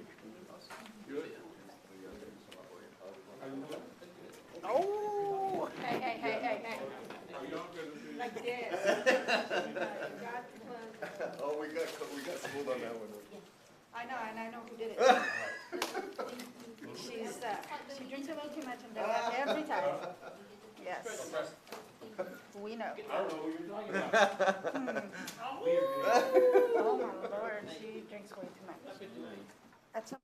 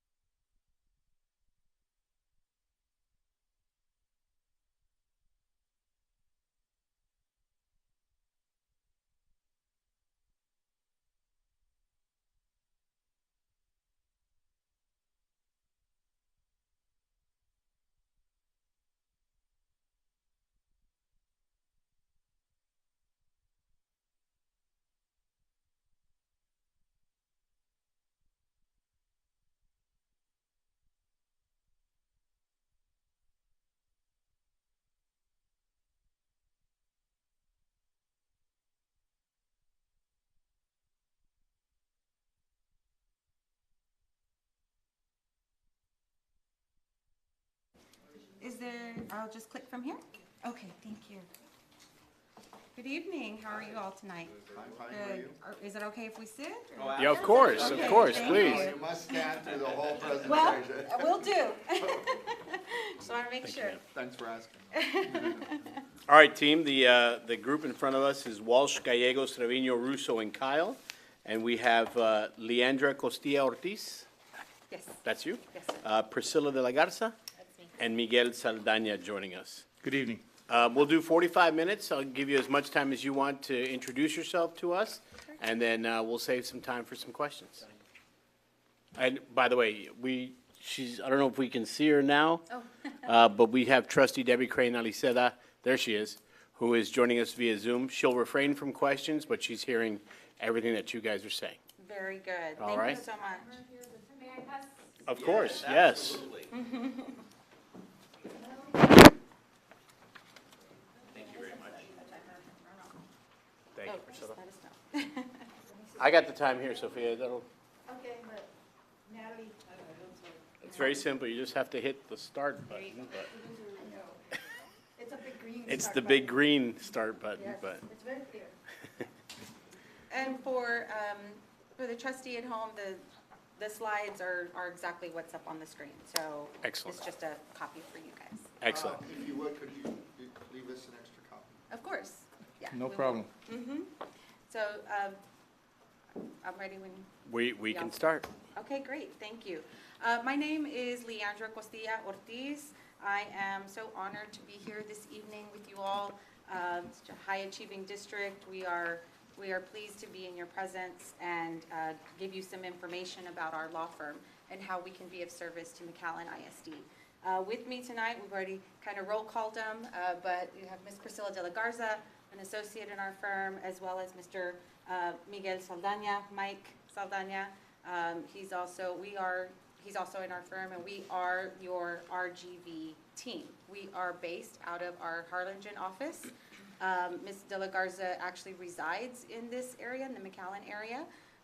We also have residences in Harlingen and Brownsville, so we go as where the districts need us, and when they need us. So we are happy to be local and to be at your service anytime that you need. Just to kind of move along. So who is Walsh Gallegos? Walsh Gallegos, we are a school law firm. That is what we do. We represent school districts, we represent boards. That is our main client. We do not have any other clients other than school districts. And so I think that's really important because we have over 54 attorneys in 6 Texas offices and an office in Albuquerque, New Mexico, representing over 500 clients across Texas, and that's all we do. We specialize in school law. We have 38 years representing Texas public schools. Our namesake is Jim Walsh, very well known as the Law Dog. You've probably seen him present or been to any of his presentations. He's our namesake, and he is the primary of the firm, and of course, Elena Gallegos out of our Albuquerque office. Those are the 2 namesakes here. We, again, are in your Rio Grande Valley office and are happy to support you in any way that you need. Our mission here is just to help you because we want to help the people that help kids. That's our job. That is all our firm does, is we help the people who help kids and we serve. That's what we're here to do. Our focus is on the boards, educating boards, training administrators, training on compliance, making sure y'all are in compliance, making sure that you're following the law and policy. And I know you guys have a great team because we've been here, we've done several trainings, and they have the most complicated and complex questions to us because they have such a good in-depth knowledge while we're doing those trainings. So that's always great. For you guys, our job is to minimize conflict and to make sure that your financial resources are preserved for what's most important, which is your kids, right? So our main thing is for you to focus on students and let us do the legal work.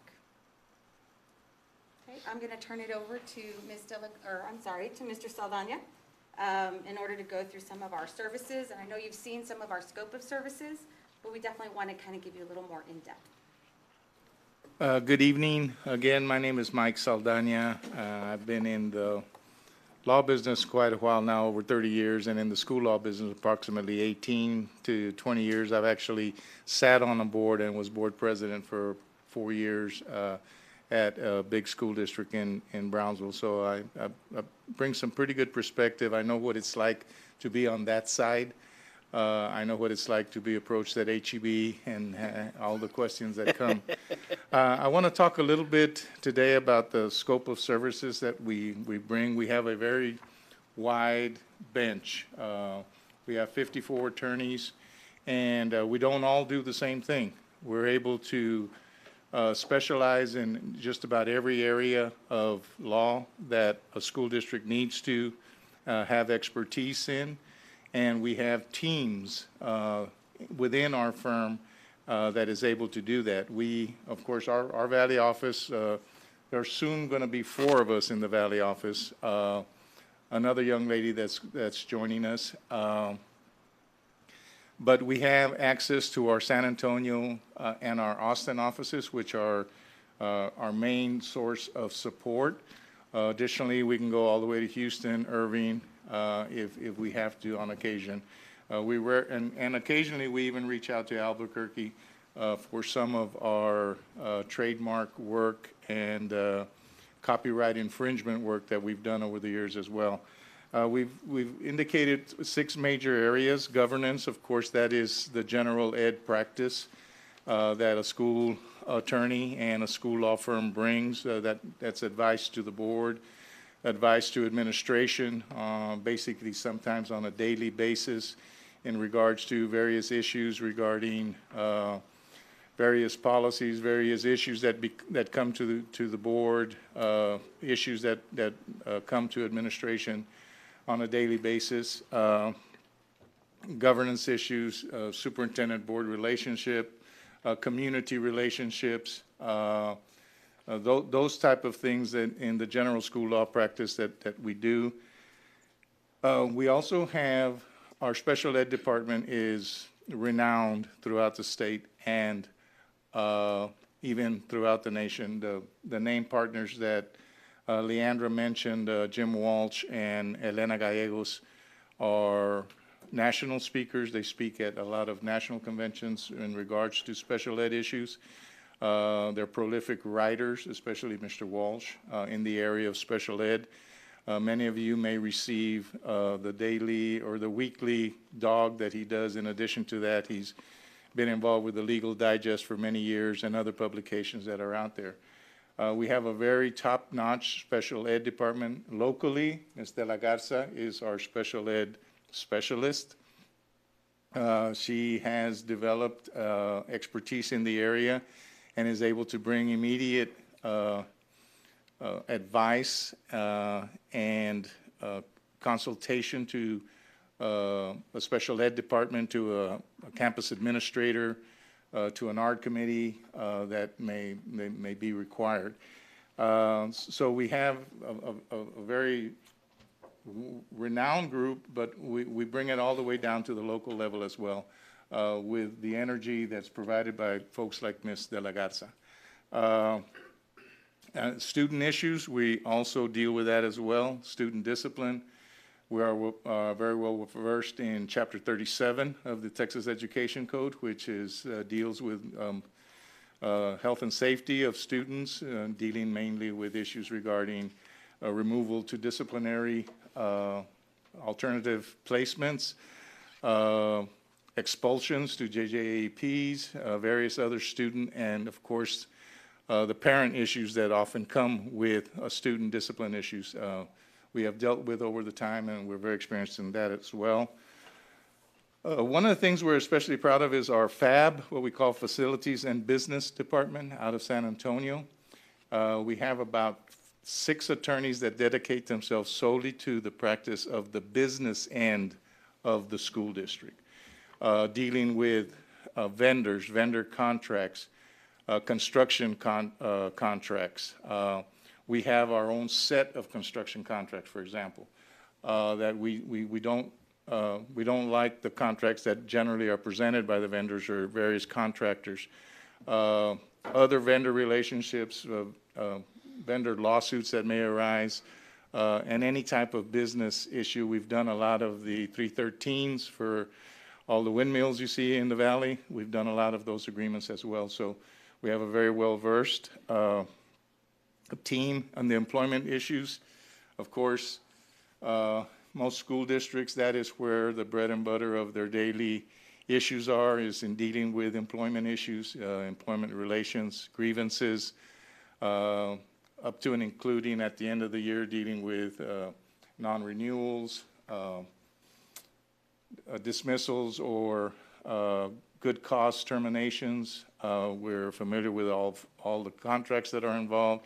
We're very familiar with all of the various issues that can and do lead to litigation, which is the next part of our team, is our litigation team. We are on most of the two major risk pools. TASB, TAPS is no longer in existence, but we are on their panels. That means if you have them as a carrier, we will get assigned to do the litigation. I myself have over 70 jury trials as first chair, both in Cameron and Hidalgo County. We have excellent litigators and writers in our San Antonio and Austin office that have been successful at the 13th Court of Appeals, the 3rd Court of Appeals, the Texas Supreme Court, and the 5th Circuit Court of Appeals, and up to including the United States Supreme Court. So we bring a very strong litigation team that allows us to identify problems early and prevent them to getting to litigation.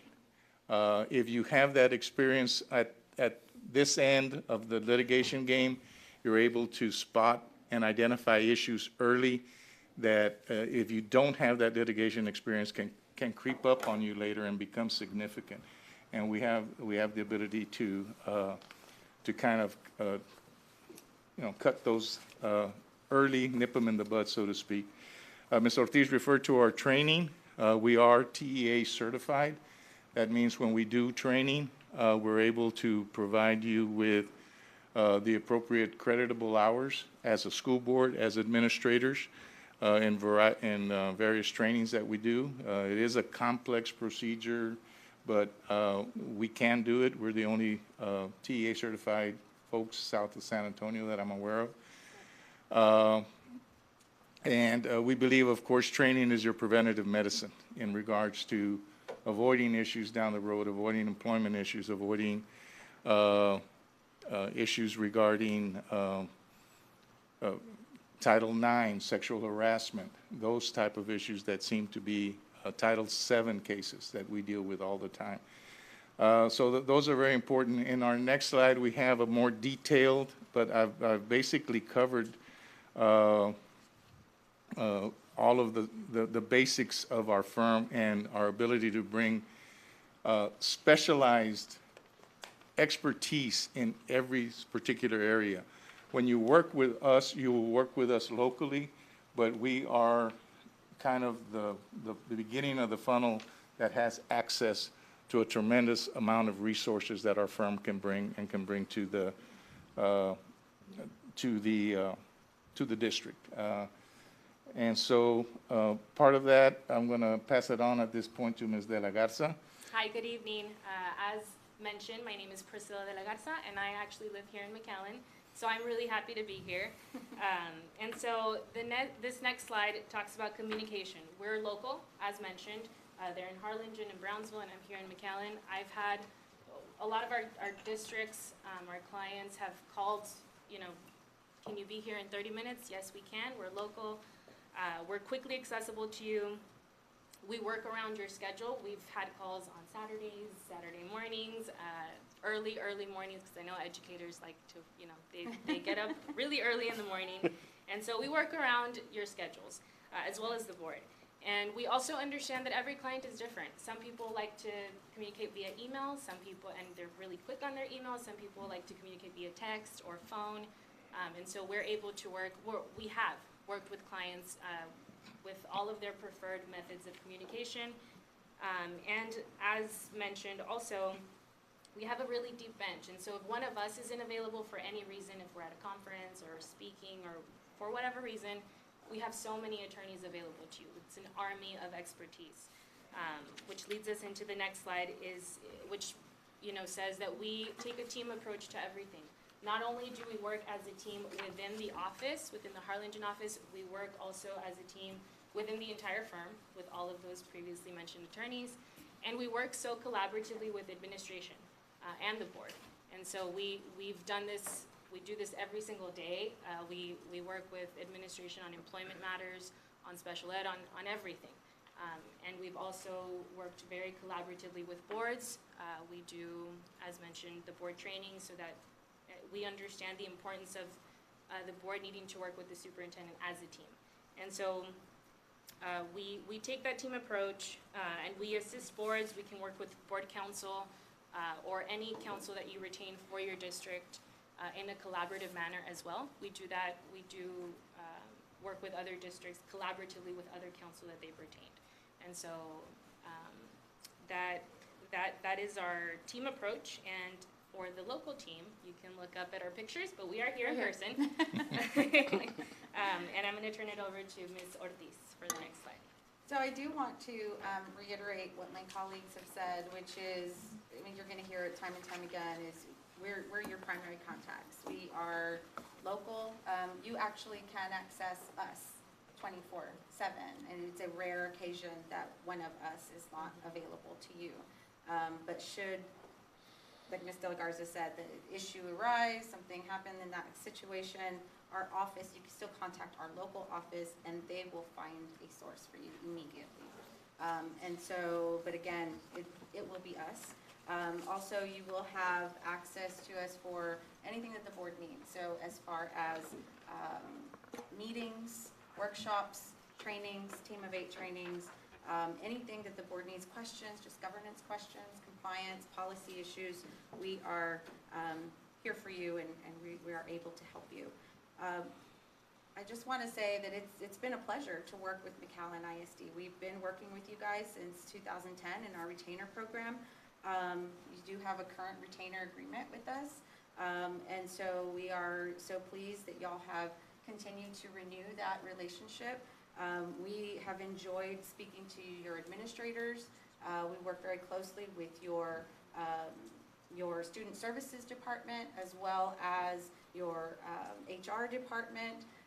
And I know we get a lot of feedback as well with regard to our trainings from the superintendent. I do get that down the pipe from Mr. Wilde and Mr. Cavazos. So they've asked us time and time again to come back. So I think that's a good sign. And so they've also attended our HR symposium and our on-demand webinars, which we also do at reduced rates for your administrators and principals because you are part of the retainer program. So again, we are here to continue to serve administration in whatever capacity is needed. But again, we are here to serve as board counsel. The board needs. Our client is the board. And so whether it's us or someone else, we are always collaborative. And we can assist you in a supplemental role if that's even necessary. However, we do have the capacity to serve you individually, right? We can serve you without needing that additional role, but we're happy to work with somebody else if that's necessary. And sometimes the situation arises where there might be special investigations or special circumstances. We also work very collaboratively, with other counsel. So, again, you are a part of our retainer program. The benefits that you are receiving currently is anytime that there's a phone call about a quick question, something they just need feedback on. Your administrators are very good at making sure that it's a free phone call. And they already know the question they want to ask, and they are very detailed and specific, and they're very observant about the district's resources. And so we also provide that so that we want you to call us. We don't want you to sit in silence or suffer in silence and not call legal because you feel like there might be a cost to that. And so we also have reduced rates on our legal services and trainings that you're already receiving. And all our products, we do have student codes of conduct, student discipline guides that I believe some of your administrators do use. As well, we are here to support the board through any governance issues that it may have, anything that the board requires of us. And we are extremely pleased to customize anything that the board needs, right? We have the resources and the capabilities to be able to say, well, what exactly are you looking for? What are your needs? And if we get that information, we customize a training to your specific needs, your specific district. So we have that resource and deep bench to be able to do that.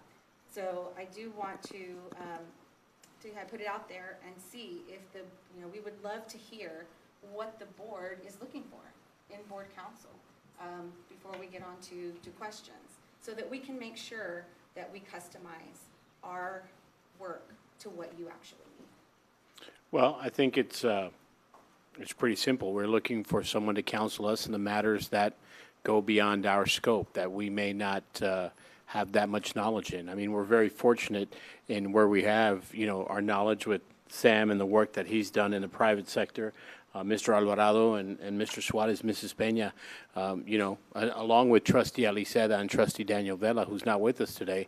I mean, we all bring our own separate little gifts to the table, but we do want somebody who's going to be able to say, okay, what you guys have is good, but here's how we can make it better, make sure it stays on the legal path, and at the same time benefits the end product, which is all the students that we're here to serve.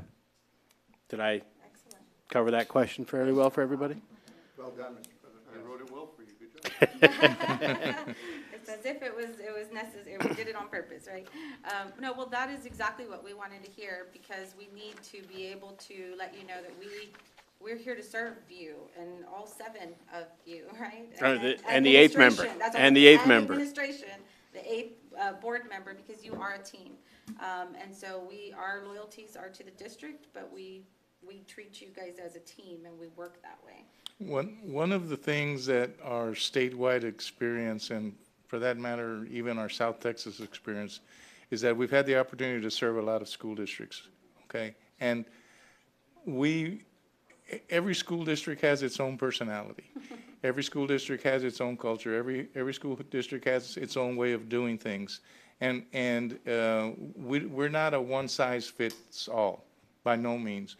We have like we keep talking about, our deep bench and our ability to mold our legal services to your needs, to your customs, to your culture, to the things that you want to happen, so that we're here to boost you in the direction you want to go, not to give you directions that you need to go this way or you need to go that way. We will help you to go in the direction that you want to go, and mold to your culture and mold to your goals and what you want of the McAllen community, and of course, the delivery of instruction to your students here in the district. You're going to find all the attorneys in the firm are down to earth, and they will give you practical legal advice, because we do serve so many clients that are only school districts. We are able to take from all of that expertise that we have and customize specifically for you. Well, the only direction we're looking is going up. Yes, sir. So that's the goal we want to go to.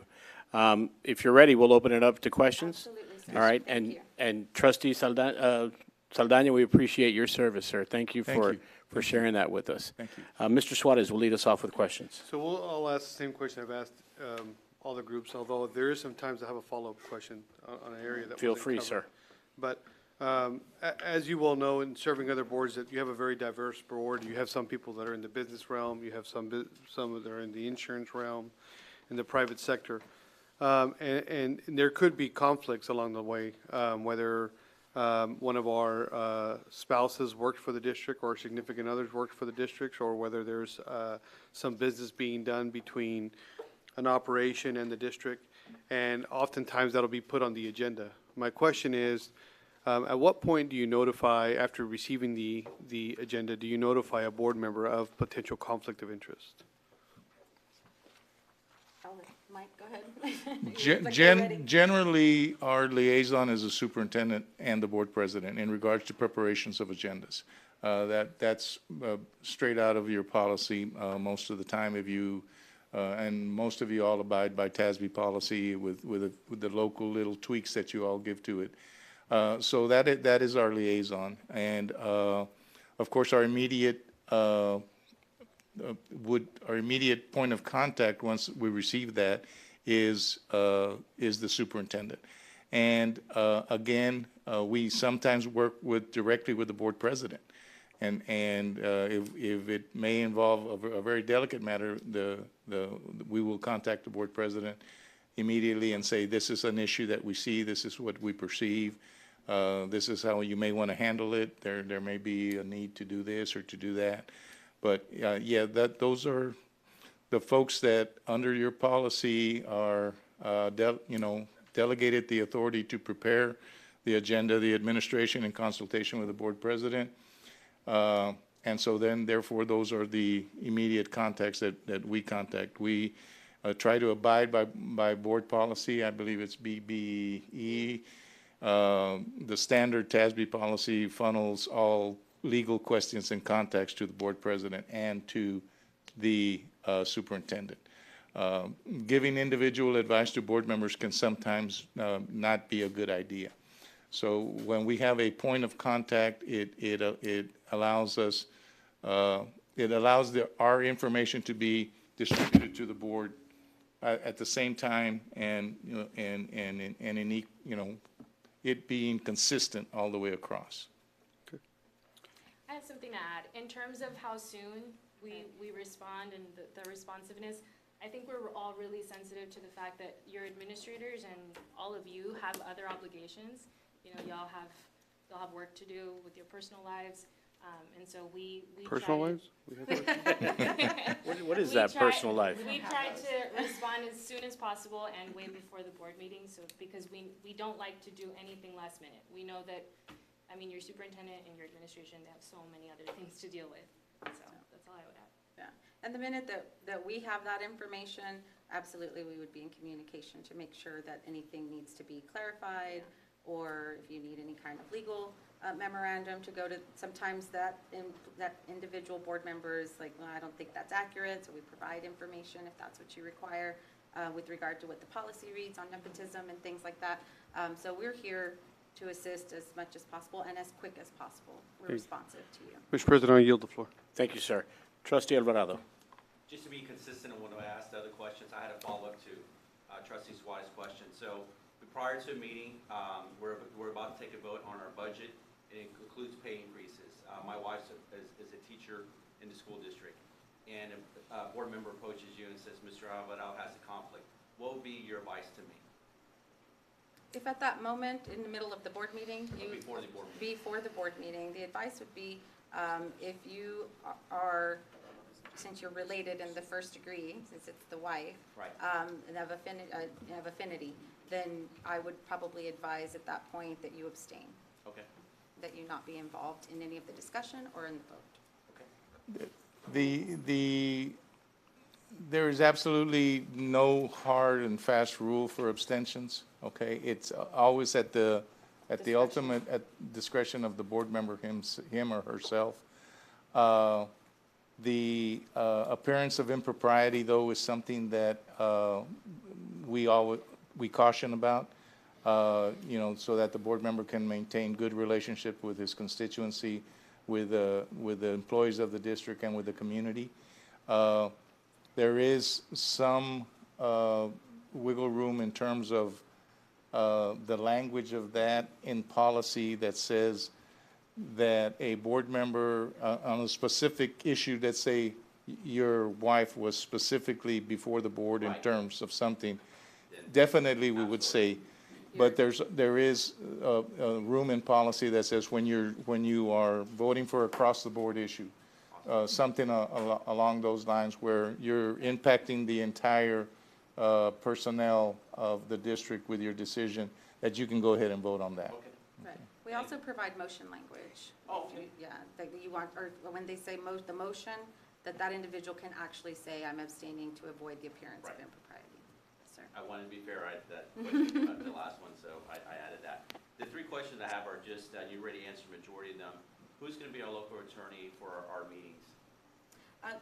It will likely be either Ms. De La Garza, or myself, and Mr. Saldana as well. I mean, we really are a team, so it's gonna be It who's just available. depends. Okay. Yes. Who's the current one for our special ed? Who shows up for the arts and all that? Or do y'all do that, or we? each set- Yeah, reach no, out? actually, I think y'all have another firm that does handle your Okay. special ed, but I know that we have assisted the Student Services Department. Ms. Yeah, Priscilla does that. I've done in-services for your sped department. Okay.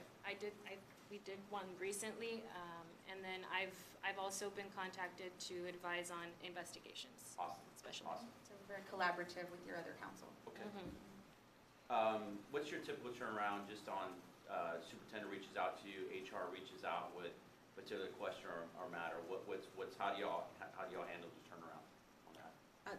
It's usually a phone call that I receive, and Yeah. I answer pretty quickly, and if I am not able to answer the phone call, I will usually text whoever's calling and say, I'm on another call, but I'll call you in 5 minutes or 10 minutes. I don't know, have you gotten other calls from the district, but that's usually how I communicate with my clients. Yeah, and I want to add that our turnaround time it's not more than a day. Okay. Yeah, I mean, Maximum, yeah. we try to be really responsive. We are known for our responsiveness.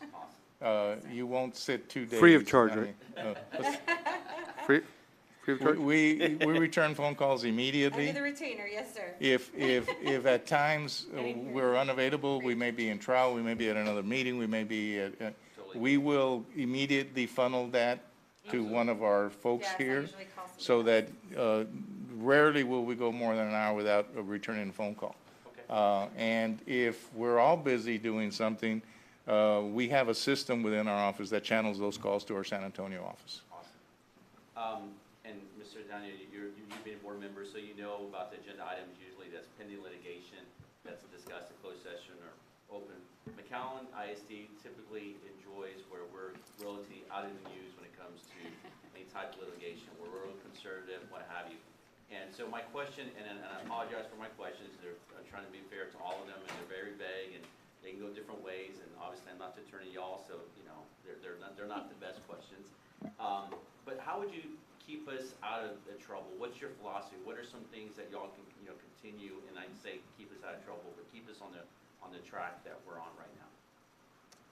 I think the primary thing is communication, and making sure that we are in active communication with your board president, with your superintendent, so that we can be aware when there are pending potential issues.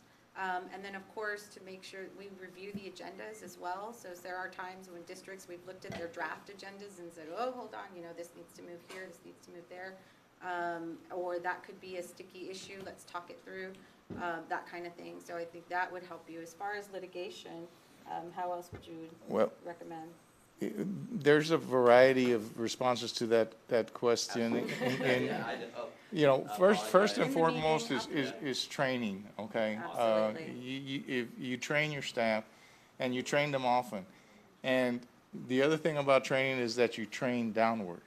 It's very often we'll train our administrators on sexual harassment, but we don't train downward into our employees, into our transportation department, into our maintenance department, where a vast variety of these complaints come from. And we recommend that you train downward so that employees are aware of what their rights and responsibilities are and what is expected of them in regards to various issues that are out there. The second one is our experience. Especially our litigation experience, we're able to see things ahead of time. I can see how this is going to be cross-examined by an attorney 2 years later. And so it's the experience that we bring allows us to see these problems early and to say this is, you may want to look at going left instead of going right in this particular situation. Go ahead. I have something to add, just that ultimately, if it does come down to it and you are in the news, I know that we've prepared news releases for our clients before, like press releases. And then also the other thing I would add is we work to, I mean, same vein, really. We work to maintain the district in a defensible position. Right. Because even if you aren't, because nobody can prevent litigation. Right. It happens, right? agree. Especially against I school agree. districts. So if litigation does happen, we've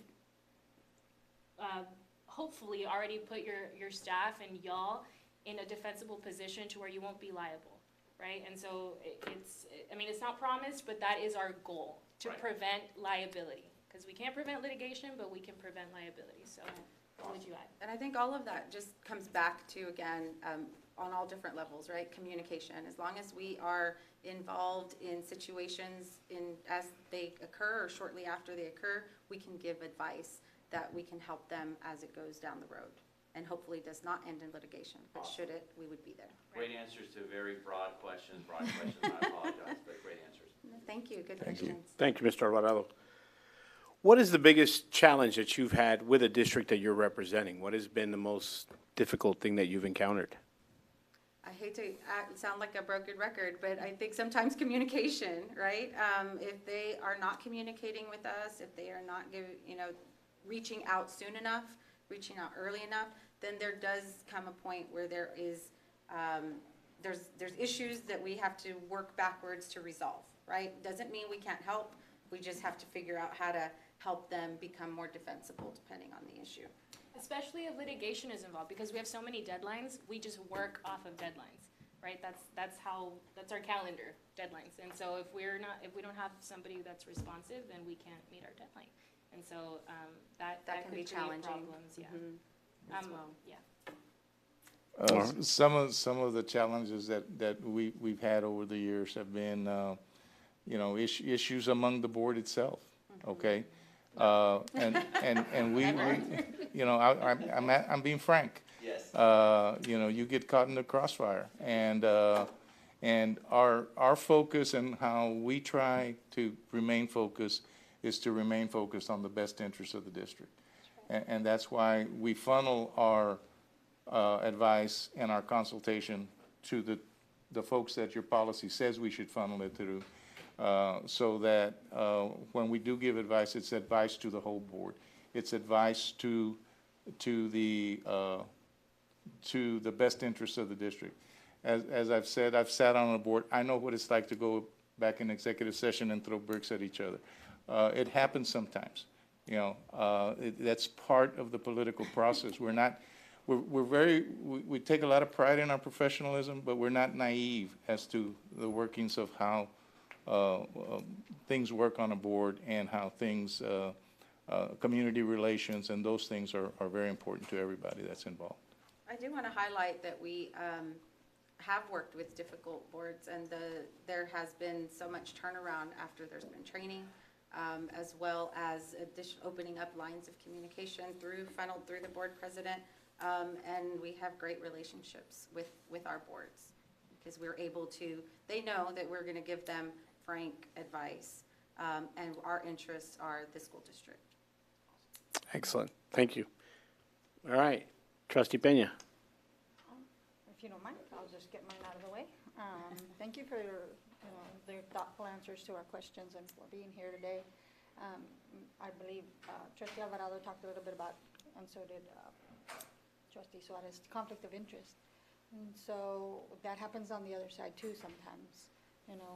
If your law firm happens to be part of a situation where there may be a conflict of interest on your end, how do you proceed with addressing that? We were asked one time what the one word to describe our firm, we had to describe our firm in one word, and the word that we've adopted is integrity. That's the one word that we would use to describe Wells Gallegos. If there is any smell of any conflict, we will immediately notify the folks. We will immediately cease if we have to, if the rules of professional responsibility indicate that we should no longer work on that particular case for whatever reason. We will take all of the appropriate steps. We have on retainer for our firm statewide an ethics firm that we consult with, that should we have a question on conflicts of interest, we are able to pick up the phone and pick up and call our ethics attorney and get immediate advice on that. We are very, very serious about maintaining our integrity. That is one of the key things, if not the key thing, that we market in the school law community. Any potential conflict, that, once we've determined that there is an actual conflict, is it, again, after we get advice as well ourselves, on the ethics, then we would let you all know immediately and let you know what the issue is so that we can, and have a solution for you so that you can proceed. Sometimes it may involve bringing in other counsel, or whatever it is necessary, again, to maintain and focus on the best interest of the district, what's best for the district. And sometimes if we have to walk away from a particular case, we will. We won't bend for that. Yeah, really quickly, I just wanted to add that sometimes if we are conflicted out of something, we call, Mike said other counsel, but I think what he means is our San Antonio office, our Austin office. We've had attorneys from San Antonio and Austin come down often for any Should of there be a those conflicting kinds of situations. That's all I would add. Thank you. I'm going to yield right now. So go ahead. Trustee Saldivar. Thank you, Mr. President. You actually have already answered a few. Trying to understand, we're looking for, at least I am, and having worked litigation, we had different counsels for different reasons. So I'm trying to understand, you currently serve the district in providing training and legal counsel in some respects. But what we're looking for is a counsel for the board, Yes, sir. which is, you've been a trustee, it is different. So can you explain how that dynamic's gonna work if you retain, continuing to do what you're doing now? Because sometimes what the board's asking or directing the administration to do may not be actually happening. Right. Our client is the school district. Our client is the board of trustees. So we will be here for your meetings. We will be counseling you. You'll get advice. What we also bring to the table is the ability to support your day-to-day operations with administration. So, but ultimately, you are our client. Our loyalty is to the board at the end of the day. We will never in any way compromise that loyalty in any way whatsoever. And if it entails having to, advise an administrator that he or she may not be meeting expectations or something along those lines, or that maybe there's a legal issue regarding, we're here, our client is the board. As Ms. Ortiz said early in our presentation, we represent school boards. We don't represent superintendents. We don't represent employees. We don't represent vendors. We don't sell windmills. We represent school boards, and that's all we do across the state of Texas. I always want to add something, but I just want to add that we've worked in a lot of different roles. We've worked at special ed council. We've worked as counsel for administration, doing grievances and investigations only, and we've worked only as board counsel. So we've served in a lot of different roles in a lot of different districts. Again, you've answered the question well, and I appreciate it. And it's a little different from what I've asked the others in fairness, but because you raised it with your current role, I'm trying to understand how it's going to be going forward if we choose you, how we interact and go forward. And that's something obviously I and I guess the rest of the board have to decide. Do you have any, did you give clients specific recommendations, or do you advise them on available options and let the client decide? Absolutely. Our role, is to advise. We are advisors, we are counselors. We provide any and all options. We provide you what the risks are for each option. And at the end of the day, it is the board's decision. And if the board, any other part to it? No, just to echo that, we make it a point to sometimes, because believe it or not, we will get into situations, well, tell us what to do. And no, we're not here to tell you what to do. We're not the policymakers. We're not the administration. This is what we predict will happen if you go to the right. This is what we predict might happen if you go to the left. And this is what will happen if you keep down the center. And those are the options. Those are the exposures. Sometimes we'll put a percentage on it. This one is 5%. This one is 50%. This one is 45%. But at the end of the road, we do not take on the role of policymaker or administrator. I knew you were gonna do She's gonna add something. She's going to add something. She's the last I was word. just gonna say that, in fact, that approach is consistent with case law, it's consistent with your policy, and it's consistent with the rules of ethics, allowing the client to make the decision. Yeah. So. But you know, serving on a board, there are some board members that are wanting a specific answer. And Yes, sir. they're trying to give you the, and they will praise that question every which way as possible. And if you didn't give them the answer, it's your fault. Of course. We are also aware that at times we will get that blame, but we make it very clear if there's this conflict type of issue, we will provide probably something in writing that says these are all your options. All right, if the board did something that you advised against, could you continue to defend the board's action in that regard? Absolutely. We are here to serve the client and serve the district. However, at the end of the day, yeah, there might be some liability attached to that because it might be an area of which we weren't advising towards. But, you know, again, we don't have crystal balls as to how things are going to end up, but we have experience. We have knowledge. You have the luxury of the attorneys in the RGV office for Harlingen are all litigators. So we know what the end games are, and we're here to help you guys. Mr. President, I do have another question. I will Mr. grant you Saldívar, that time, sir. I think we've expired our I time. think so, yeah. If I can You wanna just, add something?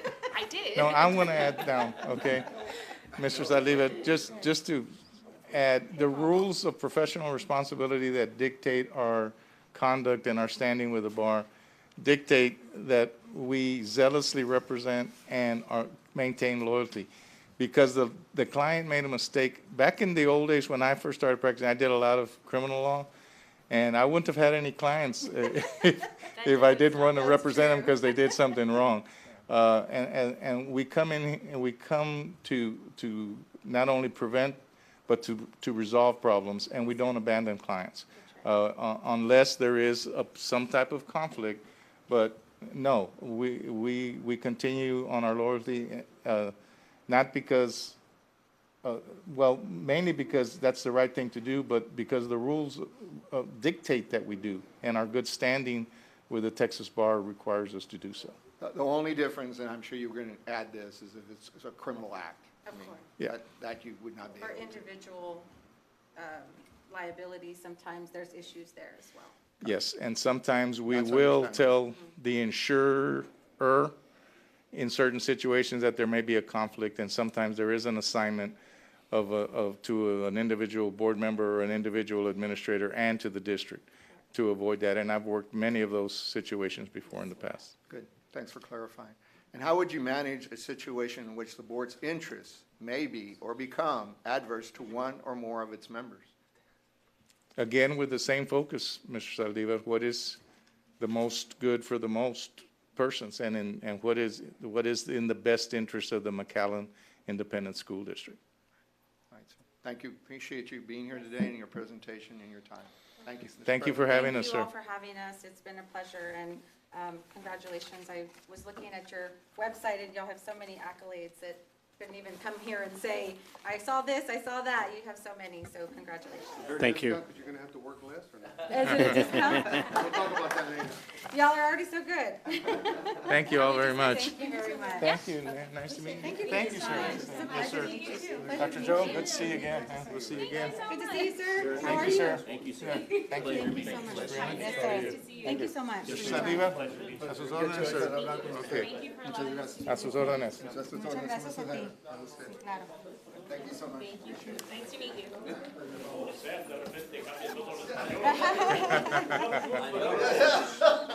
We've got the 2 copies here, so. The extra Thank you so copies, much. yes. Thank you.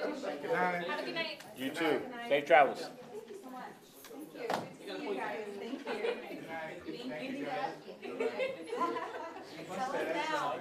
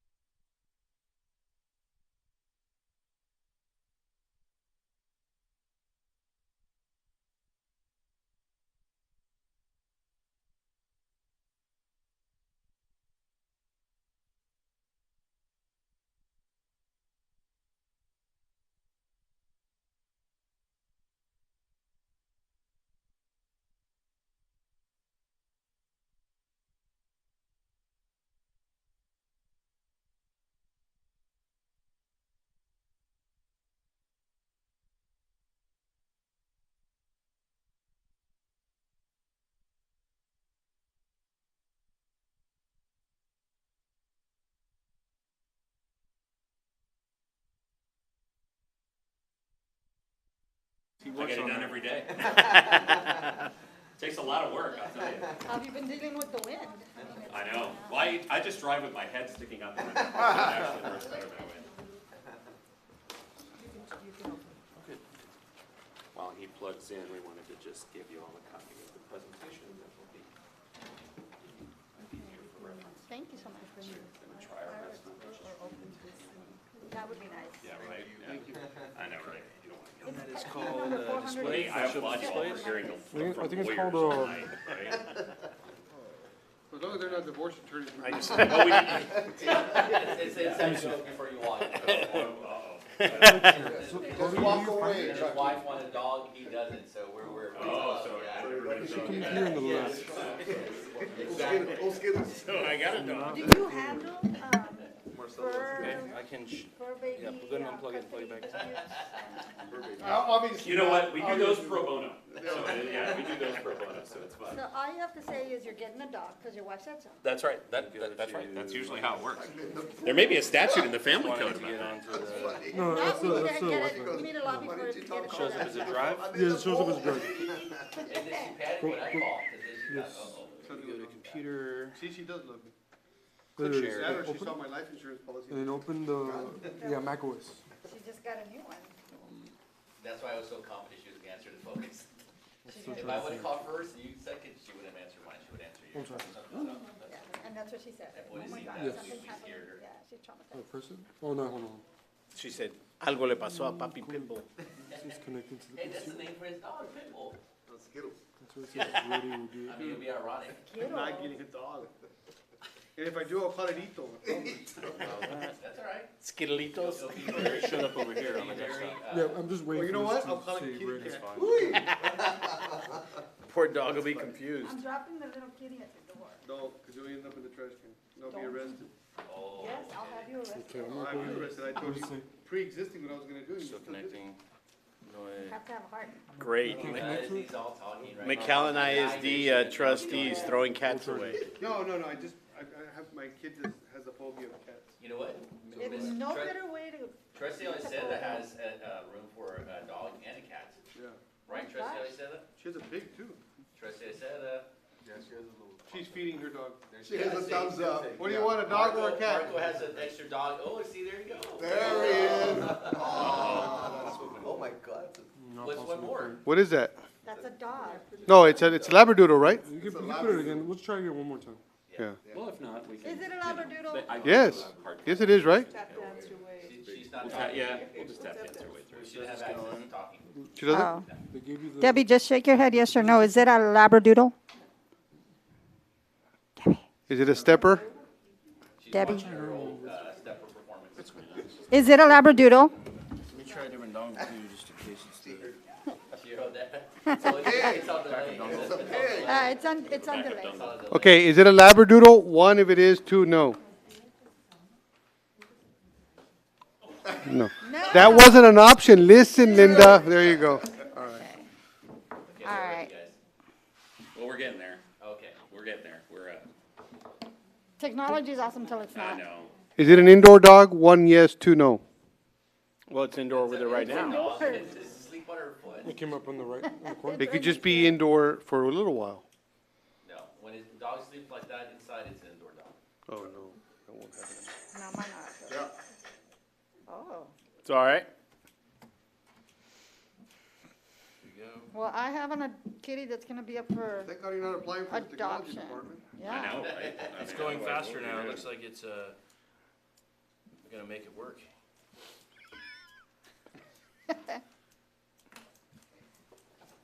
Yeah, I mean, if we were IT, forget it, you know, yeah. Good thing Yeah, good thing thank we God have they're not people that applying for can an do IT this. job. Yeah, we can speed it up. We got a dog at my house that doesn't need to. The longer it's there, yeah, the The harder. dog's already Now, got, the the dog's in the pool, forget it, you're Exactly, the done. dog's in the pool with the kids. What is it? It just, it timed out, but then it's going again.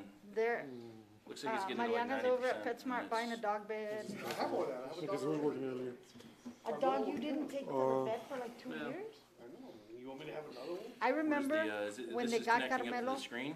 Yeah, we have they, a, they went, we're just visiting the pet, the paws center, we're just visiting. No. No? Look, Dad, we got a dog. Yeah, but it was on a PC, maybe. He's been with us 6 years. We could try rebooting your MacBook. He's a great. You wanna, It didn't connect right. He's vicious. you wanna email it? He's a guard So dog. that You can use my computer? You know how, we know I'm you're gonna go ahead such a and good post dog owner? Sure, go ahead. How long have I known So you? it's, And I barely remember you having Yeah, a you what's want your me to email? connect? I'm Natalie, gonna invite you to my house. Natalie Well, no, I mean, but you never dot talk Toza. about it. Goes, You got never, it, you okay. know, have pictures, you know, when I do go, visit your other family, I mean, your family, but you, I never see the dog. He's in the garage because he'll bite you. That's Tony. He will. Yeah.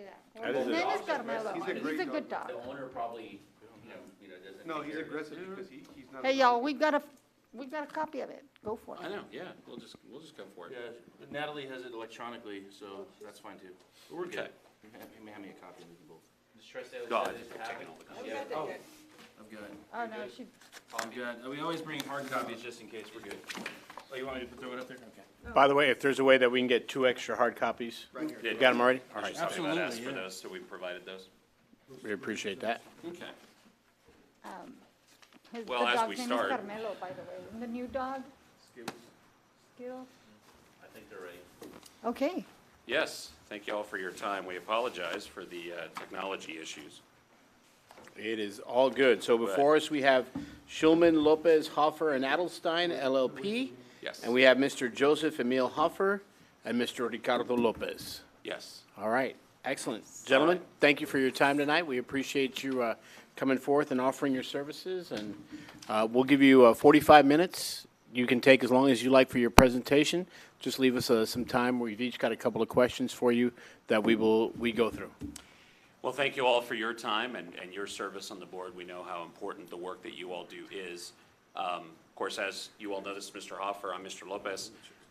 We are a full-service school law firm that's based out of San Antonio, but we have offices in Houston, Austin, and a presence in New Orleans.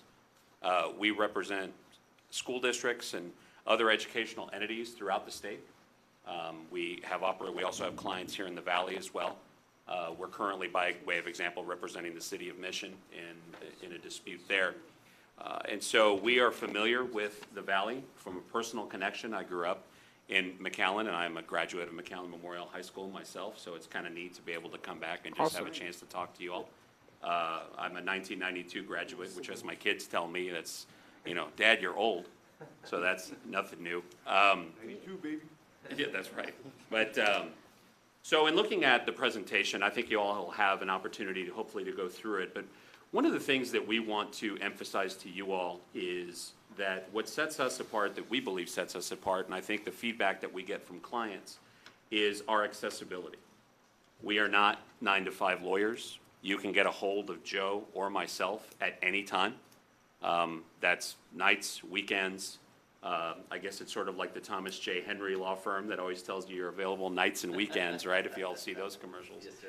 But ultimately, the reason that we know that it's important is because what we want to do with each of our clients, and one of the reasons that we have long-term relationships with many of our clients, is because we have that accessibility, and we want to forge relationships with the client. We want to get to know what your culture is. We want to get to know you. We want to get to know what expectations that you have of us.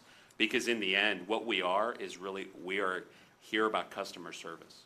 We are here to serve the district in any capacity that is necessary when it comes to meeting your legal needs, whatever those may be. And so that's really, I think, what sets us apart. That's our philosophy. If you do select us as counsel, we will make sure that all of you, that your administration has the ability to get a hold of us whenever it's necessary. It is not uncommon for us, especially if there are crisis situations that arise.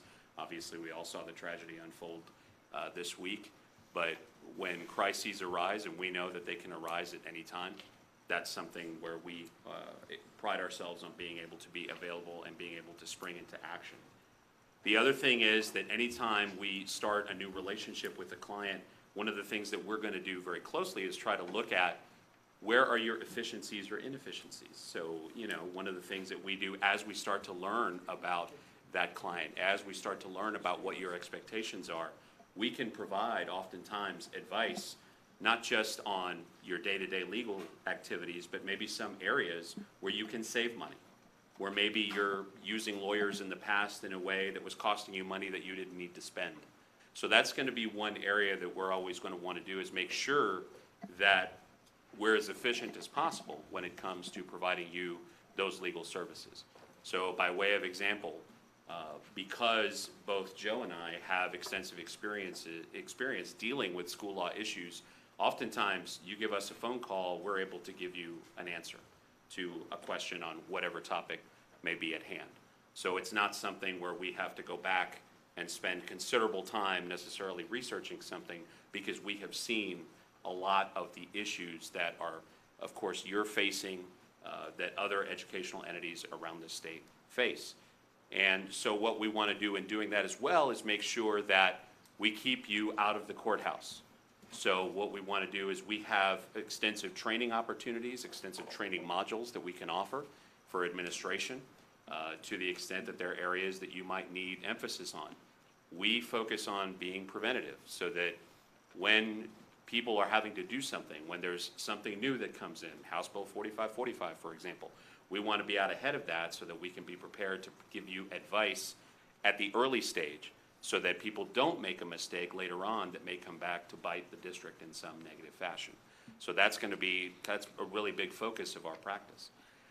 We currently have approximately 20 attorneys throughout our firms, throughout our offices. We will have attorneys that you will work with, but one of the things that we do as a firm is, Joe and I have been friends a long time. We are friends outside of our relationship as lawyers.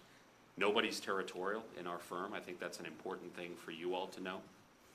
We don't have a lot of turnover in terms of attorneys in our firm. We want to be a family-friendly place where people will find a home, because I think it helps us establish those close relationships, and it helps you all feel comfortable with the firm's attorneys, knowing that you're not going to see different faces each and every time.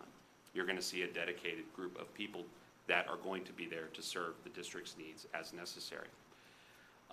If you look through some of the information in the presentation, you'll see that we are experienced litigators. I've been practicing school law exclusively myself for 23 years. Kind of difficult to imagine that I've been doing it that long, but that's where we are.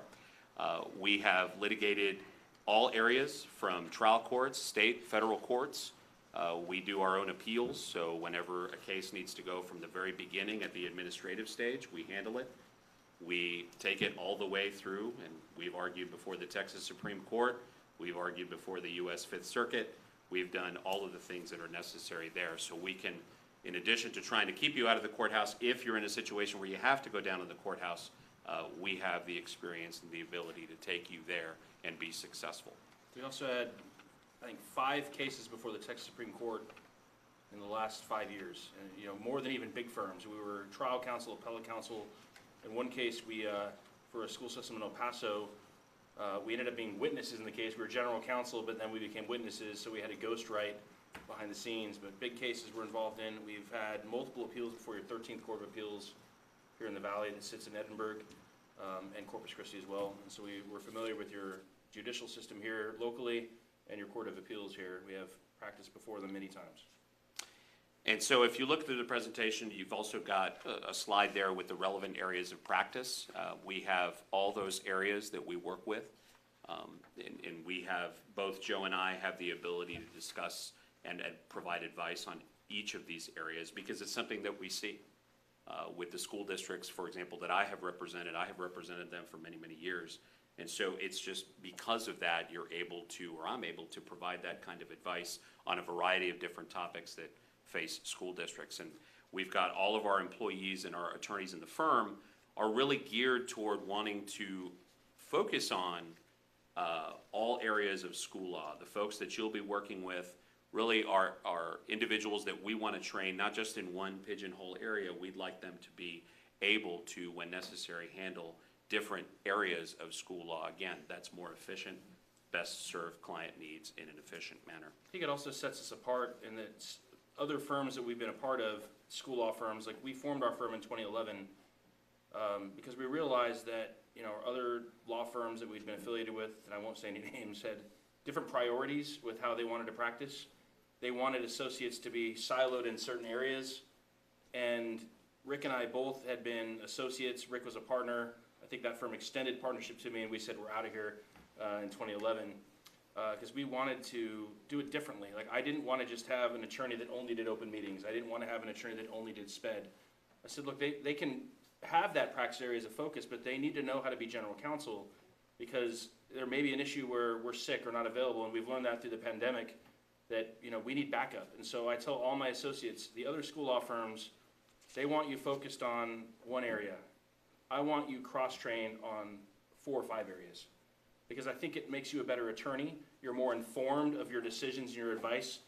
It may be a student issue, but understanding how the board works and how it can get appealed up to the board, I want them understanding how the board works and how this appeal needs to be presented to the board, the optics of it being presented to the public, when it comes out in the open, if there's an open session matter, when it comes to advising on things that have been very controversial facing school boards nationally.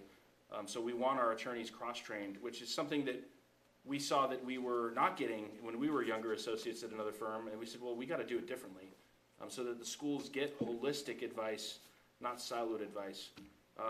We also have specialties outside, so as our school systems have many needs, something else that sets us apart is we don't just have attorneys. We have attorneys and paralegals, but we have a seasoned 20-plus year HR professional that can do investigations. She can act as an HR consultant for your HR department at a lower rate than the attorneys can. Yes, our employment attorneys, we do that as well, but we've brought in affiliated services full-time with the firm to be able to give that HR advice and under attorney supervision, of course, because we are a law firm. And we have 2 school finance experts that have been controllers of school systems. And one was TEA's Director of Audits, Grants, Investigations, who audited school districts and charter schools and regional service centers for many years. On staff, full-time employed. That's Ramon Medina. The other is Lisa Nyquist, who was a controller for Northside ISD and several other large school systems, full-time on staff to help finance departments do the best they can. Of course, under attorney supervision. And then we've got a crisis communications officer, full-time employed. You know, we found that we were outsourcing a lot of that, and other school law firms have to, but we're always in crisis communication mode when something's going public. And so we're able to bring on in-house someone that has that expertise to work with us and provide that additional level of service for our clients. Because those needs happen, and instead of us having to go hire somebody, we don't have to hire someone. We've got them right here, they're ready to go, they're under the engagement, they're covered, you know what you're getting. And if you want someone else, if you say, we got someone better, that's fine. You know, we're agnostic, but being able to provide that instant service to our clients is key. And so as you go through the presentation, you'll find we've got some descriptions in there about some of the guidance that we offer. We talk about some of our memberships. Of course, we're Texas and National Councils of School Attorneys. We are TEA Board and Administrator Trainers. And we do, as I said earlier, we do put a lot of emphasis on providing training opportunities and client advisories that you and the administration will benefit from, because we've got that ability to keep you informed on what the trends are. These are just some of the speaking engagements that you can see that we provide training both to lawyers as well as to school administrators. We wanted to include in the presentation as well a little bit about us in terms of your lead team, if you should select us as your counsel, both Joe and myself, and we also have Alan Keller, who is a partner in our law firm. He is also experienced, and kind of like what Joe and I have emphasized, is Alan is one of those that is also experienced in a variety of school law matters, and so can advise as well. So these are the folks that would be your lead team, but if, as you can see, we do have 20 attorneys now, and we've got a listing of the various attorneys that work for us, and some of them, again, some of them have focus on certain areas, but again, we always want everybody to be able to handle a school law matter, so that, again, it's talking about that efficiency that you all can get by using our firm. We also have our key professional staff. That's what Joe was just talking about, some of the folks who we have that can participate in investigations, that can help with compliance matters should something like that arise. That's something that we have the ability to provide you and you know, especially with someone like Ramon, he still has a lot of contacts at the agency, and so is able to really, you know, get in and drill down into matters where TEA is looking to issue guidance, you know, where some matters may be that they're going to emphasize. He's got his, you know, he's got his ear to the ground on those issues, and that can really be helpful and beneficial to our clients as well. When it comes to, and of course we've got some pictures there of some of the other partners in our firm. On the top left there, that's Janet Robertson. She works out of our Houston office. Denise Pierce, she's on the bottom right. She is out of our Austin office. And Jason Adelstein is out of the San Antonio office. Janet serves as a bond attorney and does a lot of finance for our clients. She does specialize in that area. She's a former partner with several big law firms where she used to engage in that work. And Jason focuses primarily on real estate and real estate related litigation. And so also can help with construction matters and things of that nature. Both Joe and I have also handled a lot of construction issues as well. I think one thing we can add on that is a couple years ago when we were with a prominent Houston firm, we had school attorneys that were trying to do real estate law. We had school attorneys trying to do construction law. We had school attorneys trying to be bond lawyers. And honestly, like, they weren't specialists in those areas. And we try to be different, and other firms may be doing the same thing, we're not really sure. But like Jason is board certified in commercial real estate. Mary, one of our other real estate attorneys, was with Walmart for over 20 years as their National Director of Real Estate and Construction, their Deputy General Counsel for that. So they have deep, deep knowledge on real estate and on construction, not just school lawyers trying to do real estate and construction. On the bond work, there's lots of school law firms that have, oh, we got a bond team. And then they end up having to partner with another bond lawyer at a big firm to actually do the work. Janet was at Baker Botts, was at Vincent & Elkins, a senior attorney at Haynes & Boone when we recruited her to say, hey, look, we want to do it too, but we don't want to just be Joe Hoffer trying to be a bond lawyer. We want a real bond lawyer that can do the work, soup to nuts, beginning to end, and that's what we've gotten. Denise Pierce in our Austin office is a senior attorney there, like just as Janet in our Houston office. They're all available to you with deep experience doing school law, and also they're more specialized areas as well. And so it's really helped us develop a portfolio of services that I think is unmatched by our competition, because we don't just have school lawyers, we have specialists in these areas, and then the school lawyers, we help add on to it to make sure all the governmental, public entities, school law stuff is met.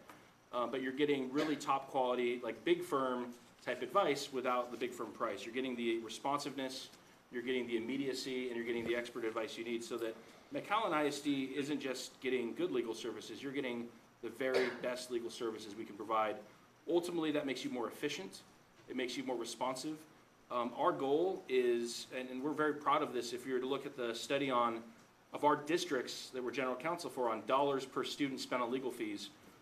You can check with Northeast ISD, Alamo Heights ISD, Del Rio, Seguin, our main clients where we're general counsel, like they have lower numbers on dollars per student spent on lawyers than other districts have. Because our goal is we want to preserve your money so it's not spent on us. We're fine, obviously we're well fed.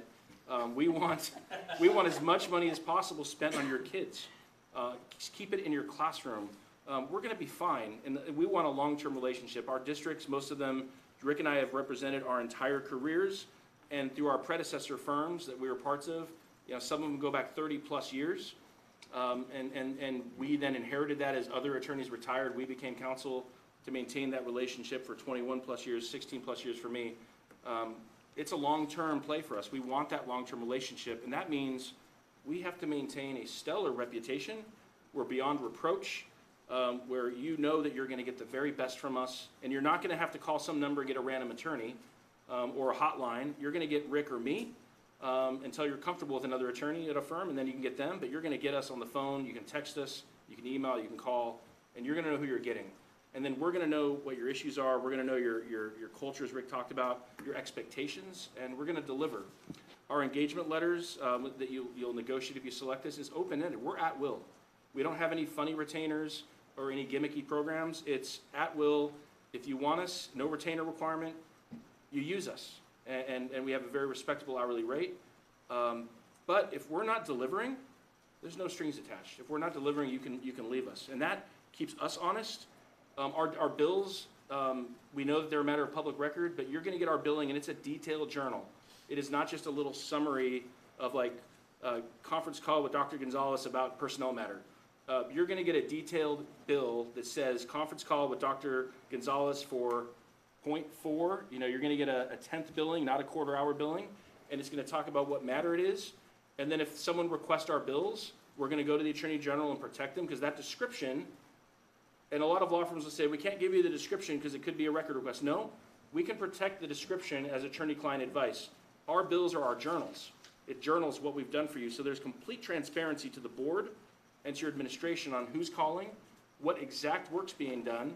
And it's important because we've had clients say, I don't remember this. I'm like, well, here's the bill and here's the email that was connected. Oh, that's so right. Thank you for the detailed journaling, because we want that complete transparency so that there's that trust and confidence.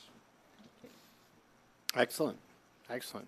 You ready for some questions? We're ready. Absolutely. All right, Trustee Suarez, will you get us started, sir? Well, that's the same firm every question, but I'm going to do two questions. The first has to do with your rates, because I think the billing matrix that you're doing has been different from everyone else. I noticed in the packet that you turned in, there's an expense for travel. Does that mean every meeting that you're here, we're going to be charged your travel? Not necessarily. We don't charge for return travel, number one. If we are traveling down here, there could be travel charge, but if I'm on the phone with other clients, like on the way down, I actually took another board hearing by Zoom for about an hour, and I had another 3 calls, and I think Rick had 2 or 3 calls while we were driving down here, because we're busy, then we don't double bill. So that doesn't mean you're getting billed. And we actually tell our staff, when I'm driving, schedule me for calls, because then the client on the call, they get charged and you don't. And so for the most part, since we have a lot of clients down here, we use the travel time to get work done. So there may not always be travel expenses associated with anything that you So need to come down again, on. so we have, let's say, 3 meetings a month. There could be travel time charged every time if for some reason there isn't. There could be, but we would try, we don't want that to be a barrier or a problem. And so we tell, like I told my assistant, you can schedule me from 2 o'clock to 6:30 for as many calls as you can squeeze in, 15 minutes or half hour, let them know that that's their time. And I will maximize that time while we're driving. We also won't necessarily bill you mileage or anything, because we have a driver that's employed by the firm. And so he will, and he's like $35 an hour. Guess what? That's cheaper than mileage. And so it lets us do emails, and it lets us be on calls safely, and so that we can knock that out, and it's affordable. I mean, frankly, it's great. I can work on emails, I can take calls, and it's cheaper than mileage even. And we certainly don't want that to be a barrier, so if that's something that, you know, if you were to select us, negotiable. we will negotiate that with you so that we So provide there's room to maximum value to the negotiate district. flat rates as well? We can negotiate flat rates as well, yes. All right, so now to my question that I've asked every firm. Sure. So there's, like, you represent boards, and this is a diverse board as well. There could be a board member here who owns a business. There could be a board member here that has an employee who works for the district. And there could be an employee here who works for a vendor of the district.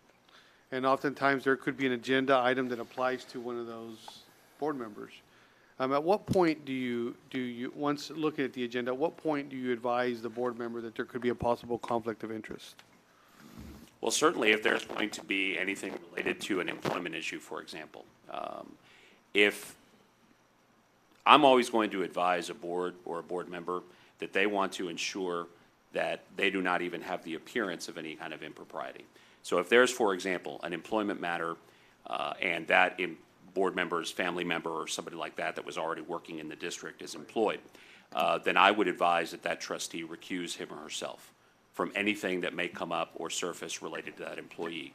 So for example, if it's an employee where there's a Chapter 21 contract associated with that employee, and for some reason there needs to be a discussion about that employee's performance, or perhaps you're recommending a non-renewal or a termination, then that board member needs to recuse him or herself. So let me give you an example. If my wife works for the district and we're voting on raises for all district members, a pay raise or whatever, would you ask me to recuse myself?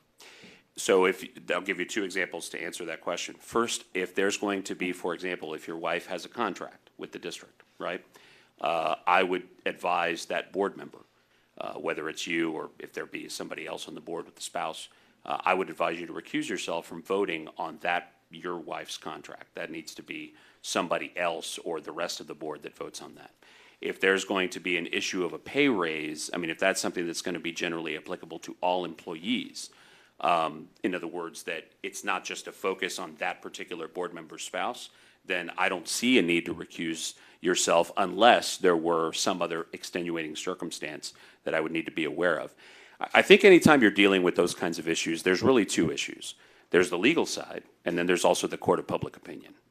And whenever I'm advising a board on that, I'm going to take both of those into account.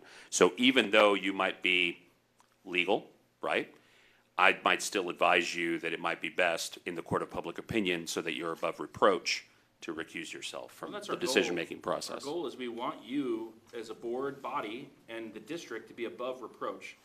Ultimately, we're just your advisors though, and so we can say, hey, optically, you may want to consider recusing yourself. Here's how to do it so it looks good, because we want you to look good too, right? But it's your decision. You know, if it's legal, and for example, there is AG opinions that say, well, if you're voting on a class or it's a pay raise for everybody, then it's not a conflict of interest, it's prohibited, it doesn't have to be disclosed, you're allowed to vote.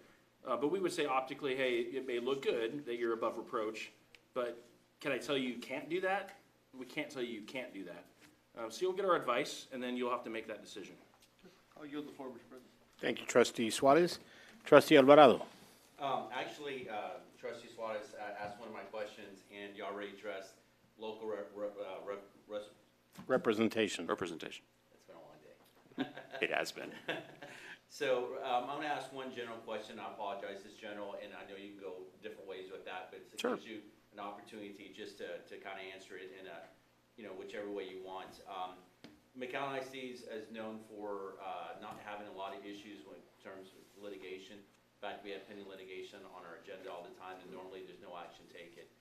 We select you. What's your philosophy to help us continue that, where we stay out of the news? And I know there's stuff that comes up right here. It's not something we can avoid, but just talk to your philosophy, how you can help us continue that trek of staying out of the public eye. I think I'll start, and then Rick can add. We are defense counsel from insurance carriers for many districts in the valley, where the insurance companies don't want the local counsel doing the defense work for whatever reason. We're brought in to defend the districts when they're in the court. So we have a strong bench of litigation experience. We know what happens in the courts. We know what happens in the courts specifically here in the Rio Grande Valley and in Hidalgo County, both the federal courts and the state district courts. So knowing that, we can give you more holistic advice on how to stay out of that, how to avoid it. And that doesn't mean you settle things and pay things out quietly, Right. because that's taxpayer dollars going away. Our best work is done on the front end, where we're helping your HR department or your student services department document, stay out of trouble in the first place, make sure you have really good training for your team. We not only want to make the board look good, we want to make your administration look good, because they're doing things right, they're treating people fairly, they're treating people ethically, they're having good communications with parents and with your employees.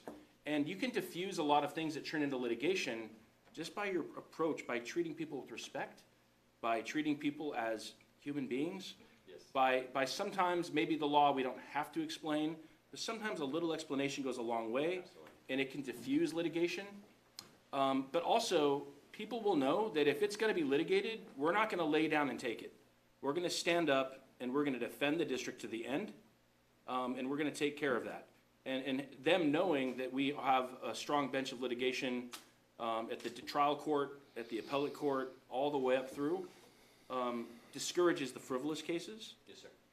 And helps us on the front end keep you out of that trouble to begin with. But I think it really comes down to communication.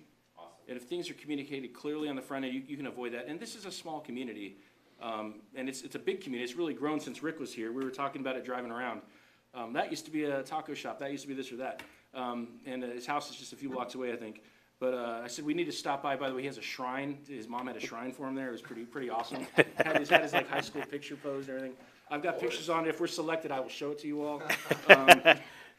But knowing your community's values and helping honor those values, because this is a proud community.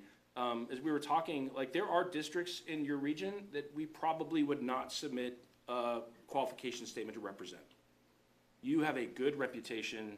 You've had a stable school system. You've had a good board. Not that everything's perfect and harmonious all the time. Right. But you all have that reputation of looking out for your kids and doing what's best for your kids. And that's why we felt, you know what, yeah, we'd be honored to do that work with McAllen ISD. And Ricky, I graduated from Memorial in '87, and I think of it as small, but we actually won the HEB Excellent Award, the large school district in the state of Texas. You have 21,000 kids now, right? It's big. Something like that. Big. Yeah. I mean, we're kind of landlocked, we're not growing as much, but it's still, you know. Well, that So means you don't have the problems. 87, huh? Yeah, maybe. Yeah, I was not, 92. I'm So, older. you know, yeah, a little bit, only a little bit. I appreciate the answer to my questions, the softball question in terms of, you know, answering the way you want. I appreciate it. I yield. Thank you, Mr. Alvarado. I appreciate that. Trustee Alvarado. Thank you, Ito. I'll be next on the questions, and my question is very simple. And Ito talked about a softball question. Well, here comes the beach ball question. What's the biggest challenge you've had with the district that you represent? I'll take this one. Yeah. I think one of the things that has surfaced, and hopefully it hasn't hit you all the way that it has hit some of the districts that we represent, schools are now in the middle of a culture war. And that has proven to be difficult. And what I mean by that is obviously with what we saw with COVID and the mask debates, that was a huge issue, helping districts navigate that. There was a lot of litigation, of course, that went on over those issues. But now you're seeing a lot of focus on things like accusations of the teaching of critical race theory. You are under more scrutiny. Schools in general are under more scrutiny than they ever have before. So in a way, one of the challenges that we've faced and we've helped our districts navigate is to ensure that even through all of those controversies which continue to surface and which have in some cases led to litigation, that the focus is able to remain on educating the kids and ensuring that the board remains focused on sort of the strategic goals and necessities that it needs to do and needs to accomplish for the benefit of the students. So that has been an increasing challenge. Hopefully it hasn't hit you all quite the same way that it's hit others, but that's been certainly a big focus is, you know, school board meetings sometimes have become very contentious, very controversial, trying to help, you know, our districts navigate that and do so in a respectful manner and also remain compliant with the law. That's a big challenge, and that's a challenge that's going to continue. That's certainly not something that's going to stop. Obviously, we still have COVID lurking around. That's going to continue to be an issue that is going to be a big topic of discussion. Like I said, you have the library book controversy. I've been involved in a lot of that lately. And again, these are all just sort of culture war issues where, and I certainly don't mean to weigh in on one side or the other on personal politics, but it's just a matter of ensuring that through all of those potential distractions, that we're able to help our clients stay focused on, yes, these are the legal requirements, this is what you need to do to comply, but it's really about helping you all stay focused on what your real mission is, which is your kids and educating your kids. And I think on that, it's just like we're customer service to you, your parents are your customers and they're your constituents. And so you've seen districts that have taken harsh positions against parents, just kind of amping it up and throwing gas on the fire. We all recognize that we exist for the families and for the community. And yes, there's legal requirements, but we tend to have a way of addressing it where we have 200 or 300 people show up at a board meeting, they all want to speak. You know, we're going to let them know that they're going to be respected. We're going to help you as a board navigate through that efficiently, maintain order, but not turn into what some districts have turned into where it's a circus show and it becomes more contentious and then the board loses credibility, the district leadership loses credibility, and it becomes a target point. One other area that we've had, and I'll say this is a beach ball with water in it, you know, if you know what that means. It's a bit heavier, can knock you out, right? And this is our ethos as a firm. We will advise you to do the right thing for the right reason, even if no one's looking. And we've had some school systems that said, well, we don't want to do that. You know, we want to sweep this under the rug, make it go away. Or in some cases, and we won't stand for that. We will fire a client before our ethics is compromised. We will always do the right thing for the right reason. And I learned from the British Petroleum folks, you know, when they had their BP oil spill, you know, for the first couple of months of that crisis, they weren't taking responsibility. They weren't being honest. And they ended up, you know, a couple months later changing their communications approach and admitting that they were responsible. It was kind of a day late, dollar short. They lost so much credibility by that. When we have school systems in crisis, we will come out with a communication strategy and where we take ownership, we are honest about it, we don't hide behind the log, because you get through a crisis so much quicker by just being transparent as you can be and honest. Now, there's some things that you can't share, it's privileged or it's confidential because of different laws, but where we can have honesty and integrity and demonstrate that, it just helps you cut through the chafe of a crisis. And so where we have those, that's what we're known for. If there's a school system in crisis, you know, we're going to be involved because people know that. And if we're not originally involved, we often get brought in as replacement. As they realize, man, we made a mistake, we went down the wrong path, we often get brought in to help clean up and fix things, because that's our approach. And you have our assurance that will always be our approach. We will never have our integrity questioned, and we never want your integrity to be questioned either, so that, you know, people may disagree with your decision, they may disagree with your action, but they can't disagree with that it was honest and done with integrity. Awesome. What was that BP settlement? 70 billion? Yeah. Something ridiculous. And they got like that? sued by everyone over it, and if they'd just done the right thing and kind of, you know, they may have avoided a lot of that. Thanks. Sorry to off track. Who's going to go next? I'll go next. if Trustee that's okay. Pena. I don't have a ball analogy, so I apologize for that. But you know, we heard from a couple of my fellow trustees about conflict of interest, and so conflict of interest also could go the other way. You know, and your firm may find itself in that situation. So how do you deal with that, and what's your process going forward with that? Well, we have outside ethics counsel at a prominent firm who we pay. You don't ever see that, right? But we have ethics counsel. We also have internal ethics people, and we consult on it. If a conflict comes up, we disclose it to the client. If it's a conflict where it's a legal conflict and we have to withdraw, we have to do that, right? Our rules of ethics and our rules of practice as lawyers bind us to that. But we do our best to avoid legal conflicts of interest. One, by avoiding them on the front end. Two, by disclosing them early and making sure you're not in a worse position because of it, right? By saying, hey, this could come up as a conflict, this is there, you need to bring another lawyer in to cover this issue, we address that. Mm-hmm. And just to add to that real briefly, it's the other thing that often surfaces with boards can be political conflicts, right? And that's always a huge issue. And we've navigated those, but what I will tell you is that in representing an ISD board in particular, is that we're not going to get involved in playing politics. Our philosophy and my thinking on this is, look, if selected, then our job is to represent the entire board and to represent the district. So it's not whatever a political split that may surface, if it's 4-3, if it's 5-2, 6-1, whatever it is, okay? I mean, you're going to get what I like to call balls and strikes from us. So I'm going to give you the law. I'm going to give you what I think is the best possible option for you to address whatever is before you. But and I think I speak for Joe on this, we are never going to tailor our advice to benefit one side of a board over another. Because once that starts, then my ability, Joe's ability, to be able to advise you has been compromised. And so I'm going to avoid that at all costs. And sometimes that can get testy, and we don't mean it to be testy. But, you know, we're not here to be dragged into sort of those political disputes that may arise where you have a divided board. And so you're always going to get, like I said, balls and strikes from us. We're not going to get involved in that. And if that starts to compromise our ability to provide you the best possible advice, then we'd need to look elsewhere. And we also, with that, we prohibit our employees from getting involved in board politics. So we're not allowed to make donations to school boards we represent, school boards we're trying to represent. like political contributions, we prohibit that. We prohibit our employees from block walking for the same. And I know that others may do that. We say we can't do that. We represent McAllen ISD as the corporate entity and the board as a body. We've got to stay out of that. It kind of helps that we're not in the fray, like down in your community, where it's hard to not get involved, right? But that's our firm's policy.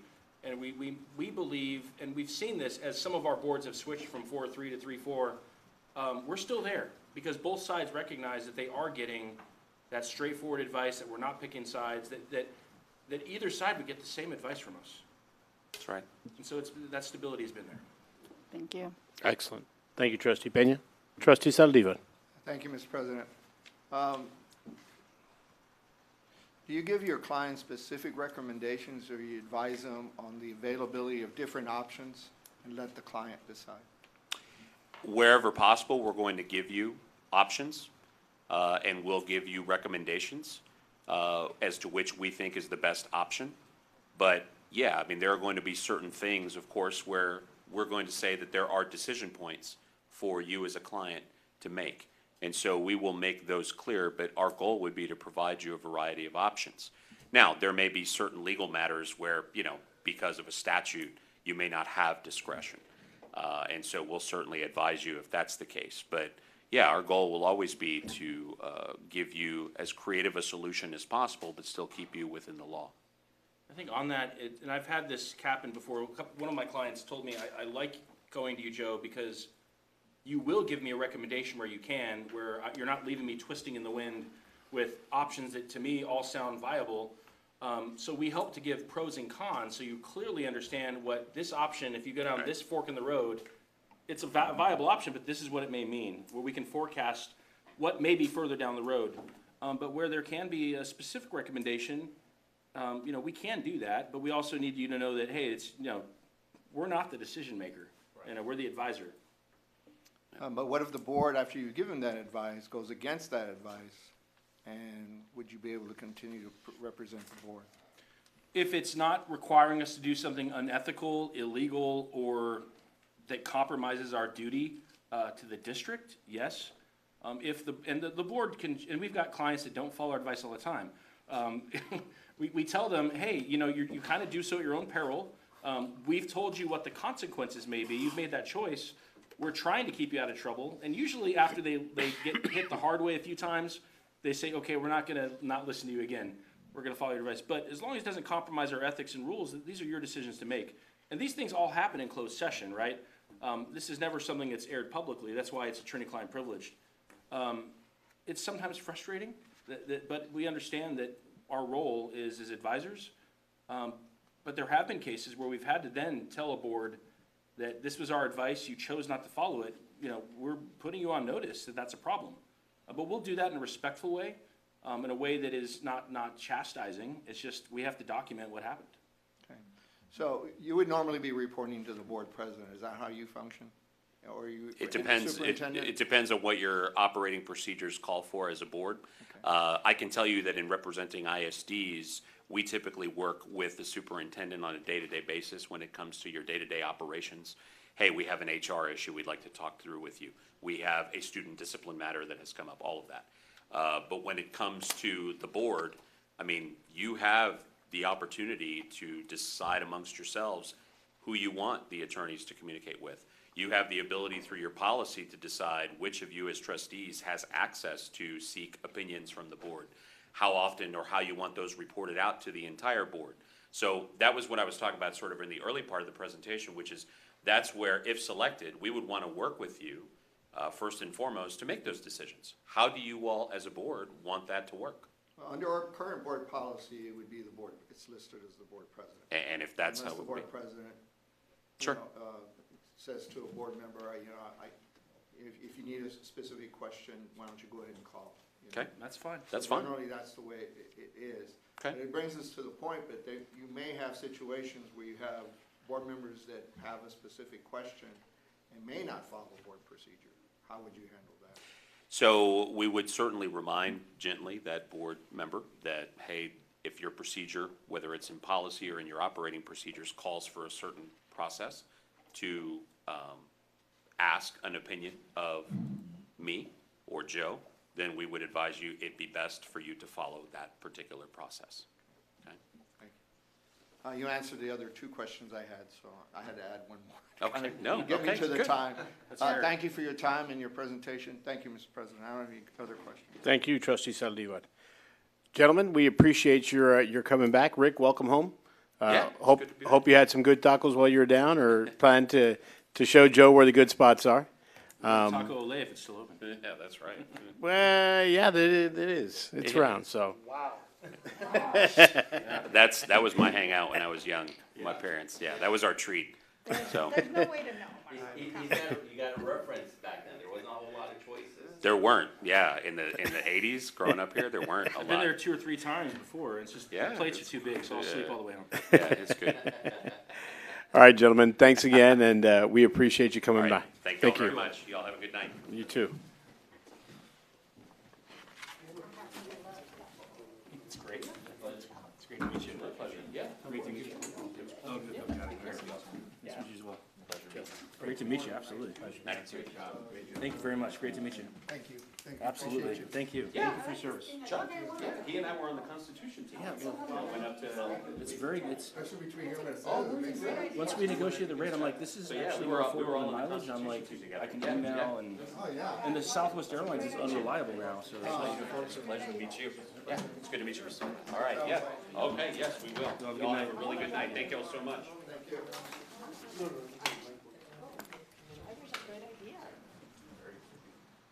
How's Skittles doing?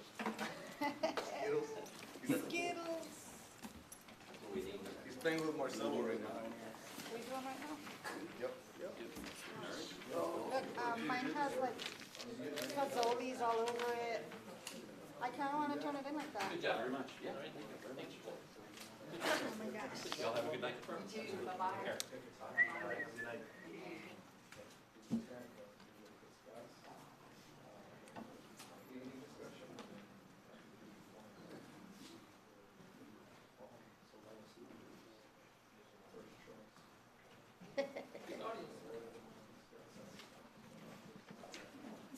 Did somebody leave that bag here?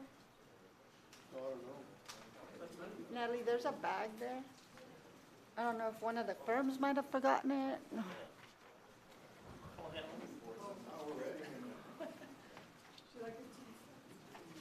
I don't know.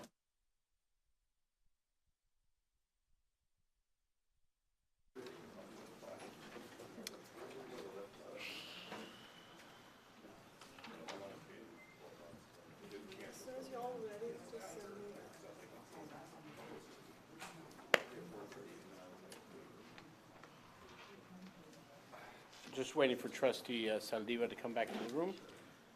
Jody, rank yours. You want some? We might. Would you like me to turn the camera so this is? Yes.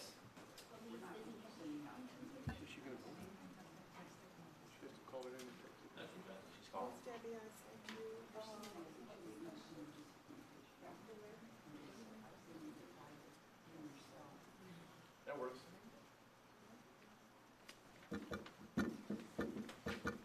Just waiting on set.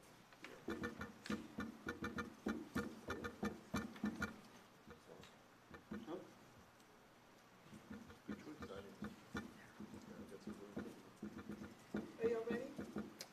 Sam. Just, No, but your forms. oh, I'm not, no. You're not gonna do your ranking forms? Yeah, we are, but I'm not ready to submit Oh. yet.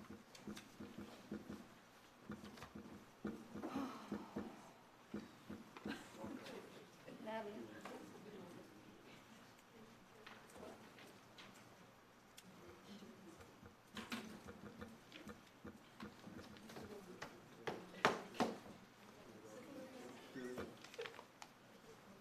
Did you get Danny? Danny marked his? Yeah, he gave me his.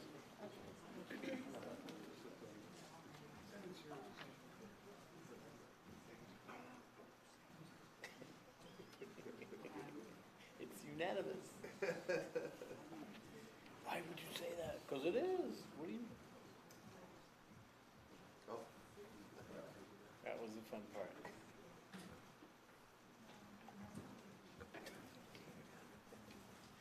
Transparency, transparency. That's why I left the blank one here. Just add up and then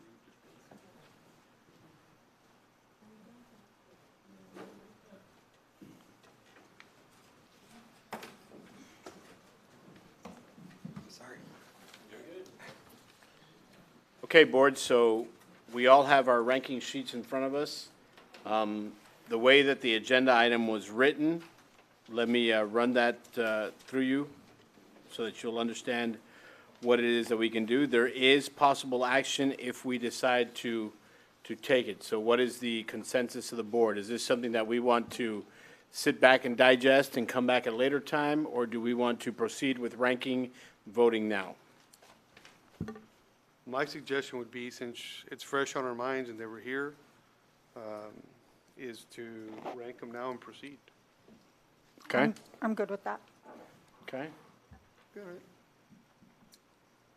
I'm ready, I'm gonna leave mine whether we vote on it now or wait. All right, it seems like a majority, so we all have the ranking sheets in front of us. And Debbie?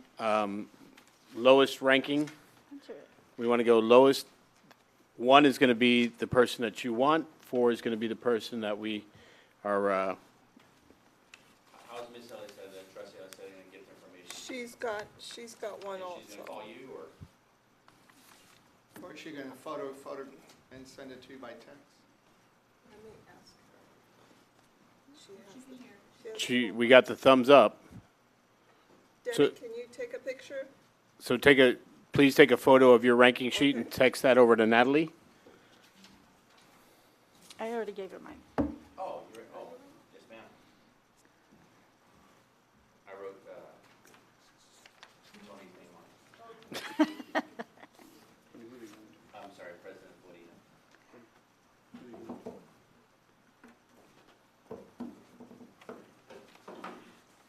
Natalie, before you sit. And you want Danny's just for the record? Here's Danny.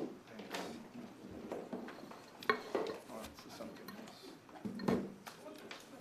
Oh, okay.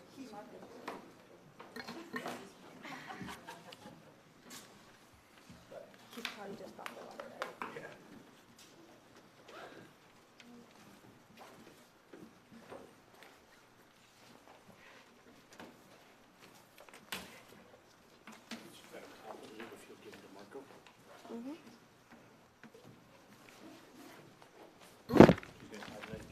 Tabulator extraordinaire. Huh? Yeah. Yes. Of course he does. Did he tell you what he got? Yeah. Consolation prize.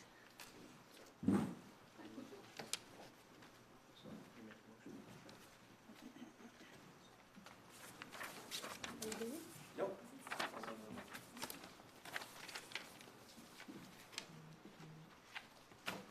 You sent her to voicemail? Oh. I have some extra dollars in the parking lot, need some. No, you sure? That one. See, now I'm vested. It's a good. I'm vested, Suarez. Trustee Suarez, I'm very vested. Skittles, Suarez? Can you Facebook Live when you go to your walk into your house? Dude, I watched that. It's not gonna happen, bro. Skittles. See, it's not Miss Suarez that you're gonna have a hard time saying no to, okay? It is Miss Suarez. So I know how I know how we could keep it on. How's that? Because Mariana stays and doesn't go to UTSA, stays at Oh, UTOG. you know, I tried that, it never works. Well, I mean, just saying. I have one going to DC and I promised a new car, I promised whatever I could. Doesn't work. No, it doesn't work. When they have their mind made up, they're going. Skittles. Marcelo. Carmelo. Is it Carmelo? Marcelo? Then we're gonna name Marcelo and Carmelo. It's too many mellows. I think. All in the same room. Well, what type of dog It's all in is the this? same room. You gotta be. Supposed Labradoodle. Just to make sure. Sky is the. Oh, yours, yours. What type of dog is it? It's a Suarez dog. No, what type? Are we gonna tell them?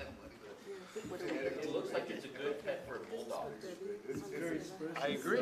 Right? I agree. Bulldog. You got a big old house. You have two bulldogs? They could At have home? play dates. Why? Okay, well, we know about Stella, but I have Stella. Why do you? And Why? the new Because one, right? Y'all have a new one. a new one, yeah, he's 9 months old now. so His name's John Wick. Oh, yeah, I saw that. who? Yeah, John Wick is his name. The John Wick? John Wick is my second bulldog. Okay, but John Wick And I also have a Chihuahua. That's after a movie, right? It's after a movie. Gotcha. My wife Lola loves that Valen- movie. What's I your do name? too. Huh? Valentina. Oh, the other one's Mimi Mimi Valentina. Valentina, yeah. And then Stella Bella. Stella So Bella. I saw this one miniature little, Say it, sir. it's a terrier, that's not a terrier, I'll get it in a second. Anyway, it was at the pet store, and I called the pet store thinking, okay, they told me the price 4,000, I'm like, what? Yeah, okay. I'll wait, I'll find one on the streets, it's The first one was a gift, and the second one was a rescue. Yeah, so it did cost me some, because there's no such thing as a free puppy, by the way.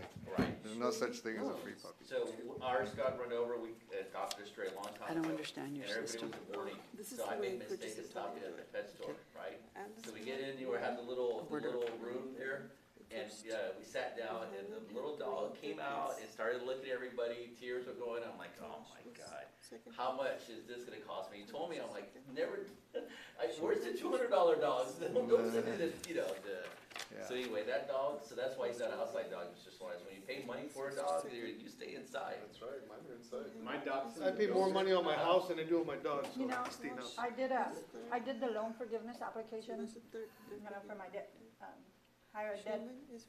And they're asking me questions, because they call you, right? And they're like, do you have any pets? And I said, yeah, I have 2 dogs, whatever.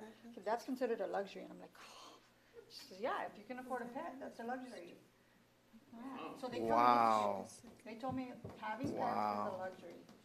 So when I submit for my wife, I mean, Wow. Hold on, I wanna record this. no, the loan forgiveness. So do we No, tally, do we total? I'm gonna say she belongs to my wife, not me. Tony, what's your story? My dachshund, when I got it, I got the dachshund for free. I had to buy my wife a gift. So it cost me a Louis Vuitton backpack just to get this dog. And 14 years later, we were all crying that Sunday morning when we had to put him down. All right, the tabulation sheets have been handed to Board Secretary Natalie Goza. They have been verified by Associate Superintendent Bridget V. And Trustee Marco Suarez now has the final tabulations, and we'll be announcing where we are.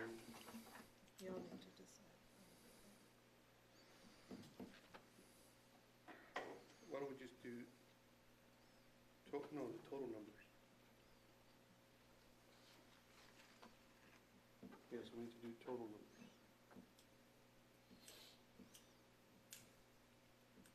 No, how many total numbers, what was our total number, what was our total number? So, While we're waiting, that one important thing we need to pass is a 1 minute speech by board members at graduation. 1 minute or less. Sir, why are you trying to limit us like that, sir? Because, My third draft today was down to 47, so I don't understand why it is. Mr. Barry, we're gonna have to cut the mic when he's speaking, please. I don't know. 3, 4, 5. After going to graduation college, you realize that all you're doing is just like, hurry up, get to it. By the way, tomorrow we have the IB pinning at the McAllen Auditorium, and then on Monday we start our run. Tuesday we start our run, that's correct. And, you asked me to speak, here's my speech. Thank you, I appreciate that.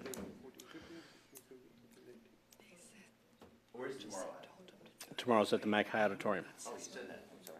6:30? So the highest rank for, I believe so. So, what's, That's not how we do it in that's the whole reason why you rank a 4 and a 3 and 2. What's the holdup? no, but what's being discussed? The scoring tabulation. Scoring tabulations total, so how many first place, how many second place, how many third place, how many fourth place. Total number is how many points each firm got. Well, yeah, when you when you add the ballot, you know.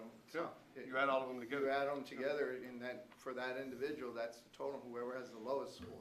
That's it. That's what Lowest we- wins. Oh, Okay. Okay, I see what Yeah. you're saying. So just to clarify, it's not the ones who got the most ones, it's the one firm that got the lowest number. Right, because there's a reason why you rank 1 through 4. Okay. If not, you would just rank a 1, and And what we verified was that every member's tally was on, so we double-checked that every member's Okay, thing went to the total tally page. that's fair. Otherwise, you're voting, and you cannot vote by secret ballot. This is not a ballot. This is a tabulation. I understand what you're saying. So it's gotta be the total. Okay, Yes. that's fine. So the tabulation results are in, and by tabulation, it looks like we will be going with the firm of Walsh, Gallegos, Trevino, Russo, and Kyle. Kyle, yes. So can I have a motion to proceed? Mr. President, I move that the Board of Trustees instruct the administration under RFPQ number 2023-1000 for general legal counsel service to proceed to negotiate with Walsh, Gallegos, Trevino, Russo, and Kyle, P.C. Is there a second? second. Can you discuss the numbers? Can I discuss the numbers? Yeah, what were the final totals for everybody?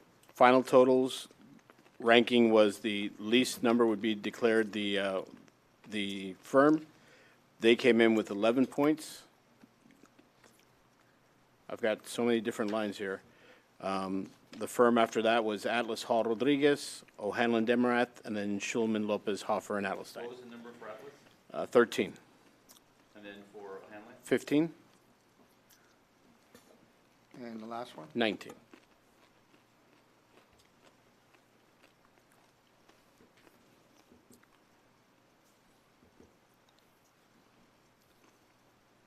So we have a motion on the floor. Is there a second? And it was done by trustee Suarez. All in favor signify by saying aye. Aye. All opposed, same sign. Aye. Debbie's signifying a nay up there. So we are locked at 3. No. No, it's 42. I said aye. Wait a minute, well, why don't you call the vote Let's- again? let's- Why don't we do a roll call? Let's do a roll call vote, and we'll start to my left. Trustee Saldivar, No. okay? Trustee Alvarado, No. trustee Suarez, Yay. trustee Peña, Yay. trustee Aliceda. She's going with a no, and mine is a yay. So we are tied at 3. I just need a second just to go through the numbers before.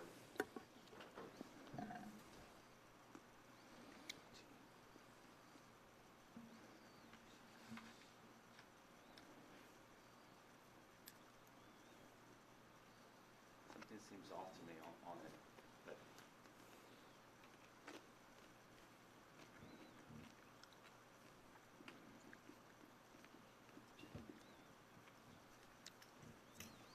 All right. If we don't, I think there would have to be a second motion, and I'll ask trustee Saldivar for his guidance here. If the motion is dead, Well, we have two, I'm sorry. go ahead, sir. Well, we have two choices. One, we can have a conversation, discussion, and it's to, what everybody sees, and then we can take if the board feels we need to take a second ballot, a second tabulation, we'll take a second tabulation. If in the discussion, it changes someone's opinion, and then we can recast the motion and the like. And of course, the third option is we leave the day and that we're an impasse, and we bring it back in another date for further discussion and possible action. What is the will of the board, trustee Suarez? Well, I mean, I think the first thing we should do is have some discussion. I mean, there's obviously three trustees that were in favor of it and 3 that are against it, and maybe there could be some compromise. I'll just give you my opinion for what it's worth. I think that it was an eye-opener for all of us to know that they're a good we have good representation already, and there's good representation out there, and everybody came with, you know, ready to represent a district with open arms, because it's not a very hard district to represent in the sense that good things happen at this district. But one thing that opened my eyes is the amount of knowledge they have in terms of specific school law, and I think that's really important. I think what sold me too is that the diversity, the amount of special ed knowledge that they have, the amount of knowledge that they have with doing nothing but school board law, and no potential of conflict of interest of any type. That was pretty impressive. But like I said, there was not a bad firm or any firm here that should not represent our board. That's just my opinion. Anyone else? My vote stands. My thought is that we have 3 out of the 4 firms already employed with the district. And so we would still have that capability, that expertise within the district. And when it comes to where we are as a district regarding the fact that we don't get sued, because we are very conservative and we get conservative legal advice. And when we have had litigation issues that we have initiated, they've done so and they've prevailed at virtually no cost. It definitely wasn't 35% like we had to go through, recently, which took a big chunk of the settlement. It was just a few $100s, and they have that expertise when it comes to our property. The others they have, if we stay with the 3 firms we have, we already have them on retainer, and just stay with the council, I think we're in a much better place. The fact that there's a strong relationship already with the community, the county, the city, and how we all interact, and the interlocals that we're moving forward, of which this firm has been a key part in being able to do that. And so I think we ought to stay the course and keep all 3 firms in play the way they are. That's the reason I feel the way I do about it. Trustee Alvarado, any thoughts? Just to reiterate, you had Wash at 11 points, Yes, sir. Atlas at 13, Correct. O'Hanlon at 15, Correct. last one at 19. Correct.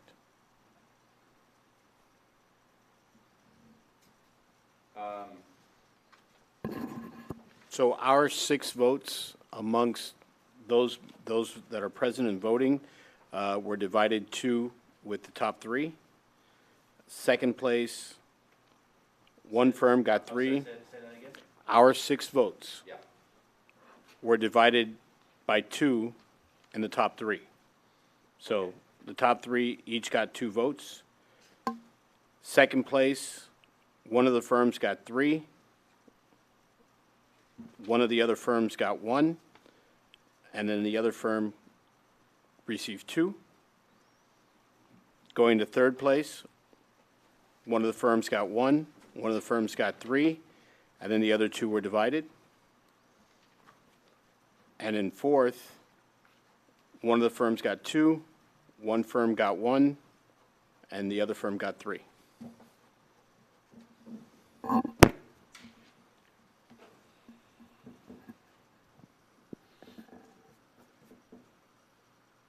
Yeah, so there is division, in the first place votes from all 6 of us, 2, 2, 2.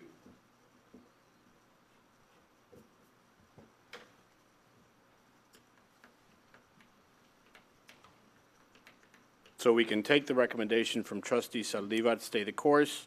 We do work with the top 3 firms, or if we feel that we need to maybe re-rank, and after we've thought about it, come back and rank again and see if there's a change in the outcome.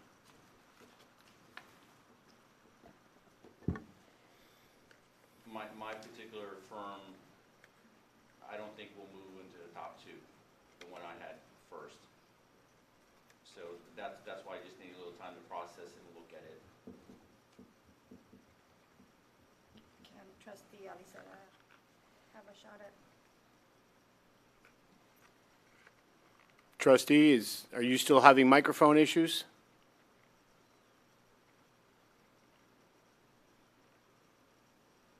Yeah, she can Yes, call in. you are still having microphone issues. Does she want to text Natalie something? Ita, call. I don't think that's allowed.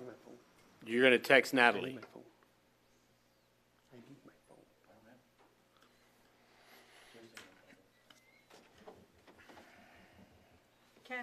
How can she communicate to us what she'd like to say? She's texting Natalie is what she says. Oh, okay. My son's at, oh, here it is. Sorry, Mark was at practice. Has the magic text come in? Trustee Natalie has left the room. Is there a way that you can share that with me? Wait, Natalie's coming back. Okay. She's going to share it with me. As she's doing that, I have a question for one of the board members that they're willing to answer. I don't know who it is. There's two votes, so the person who, there is one of y'all that voted for Wash that y'all probably second or third. It's kind of if y'all want to discuss why y'all went that way. Trustee Aliceta agrees with Sam to stay the course. Okay. Thank you, ma'am. I voted him first. Right. Anybody voting for second or third, and then ended up voting for them right now? I'm just I asking. voted for them second. And are you comfortable with them with first? They're not my first choice. Yeah. She said, I second Sam's motion to stay the course, and then she said ditto with Sam Cadet. I don't know if it was a motion, but it was more of a Haven't comment. made a motion. We haven't made a motion, it was more of a It comment. was just a I'm, comment. they're not my first choice. But are you comfortable with them as your second choice? Yes. And that's kind of where I'm at. They're my second choice, so I'm kind of on the fence. Yeah, I mean, they're clearly, and I say that emphatically, not my first choice. Okay? But your first choice is not a contention, though. My first choice is not in contention. I mean. you Is have- one of the, yeah, because if the top three got the 6 votes total. So everybody's in contention there. Yeah.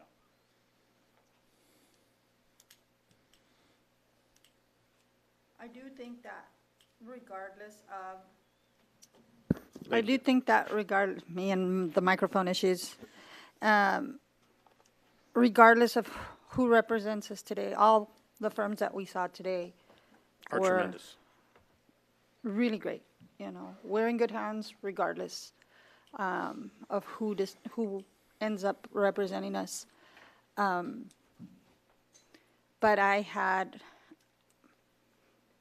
I'm very, very, like I said, emphatically decisive on the fact that the one that is coming in first is not my first choice.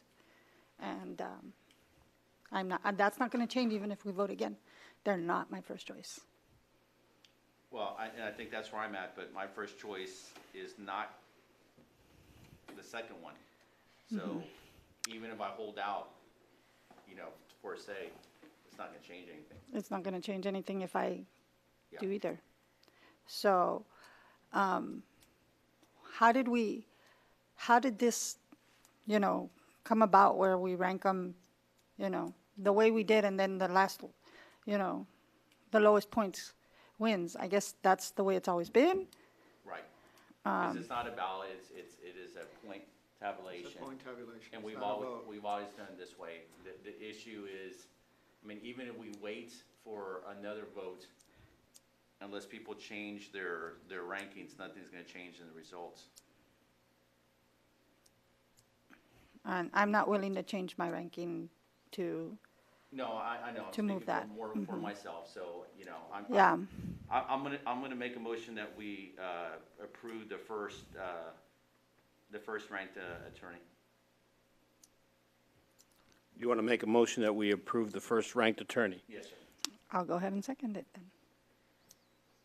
So we have a motion and a second to go. Is she allowed to, because it was, she voted, No, she would, so my question is, your motion is still, he didn't make a motion. No, okay. yeah, he did.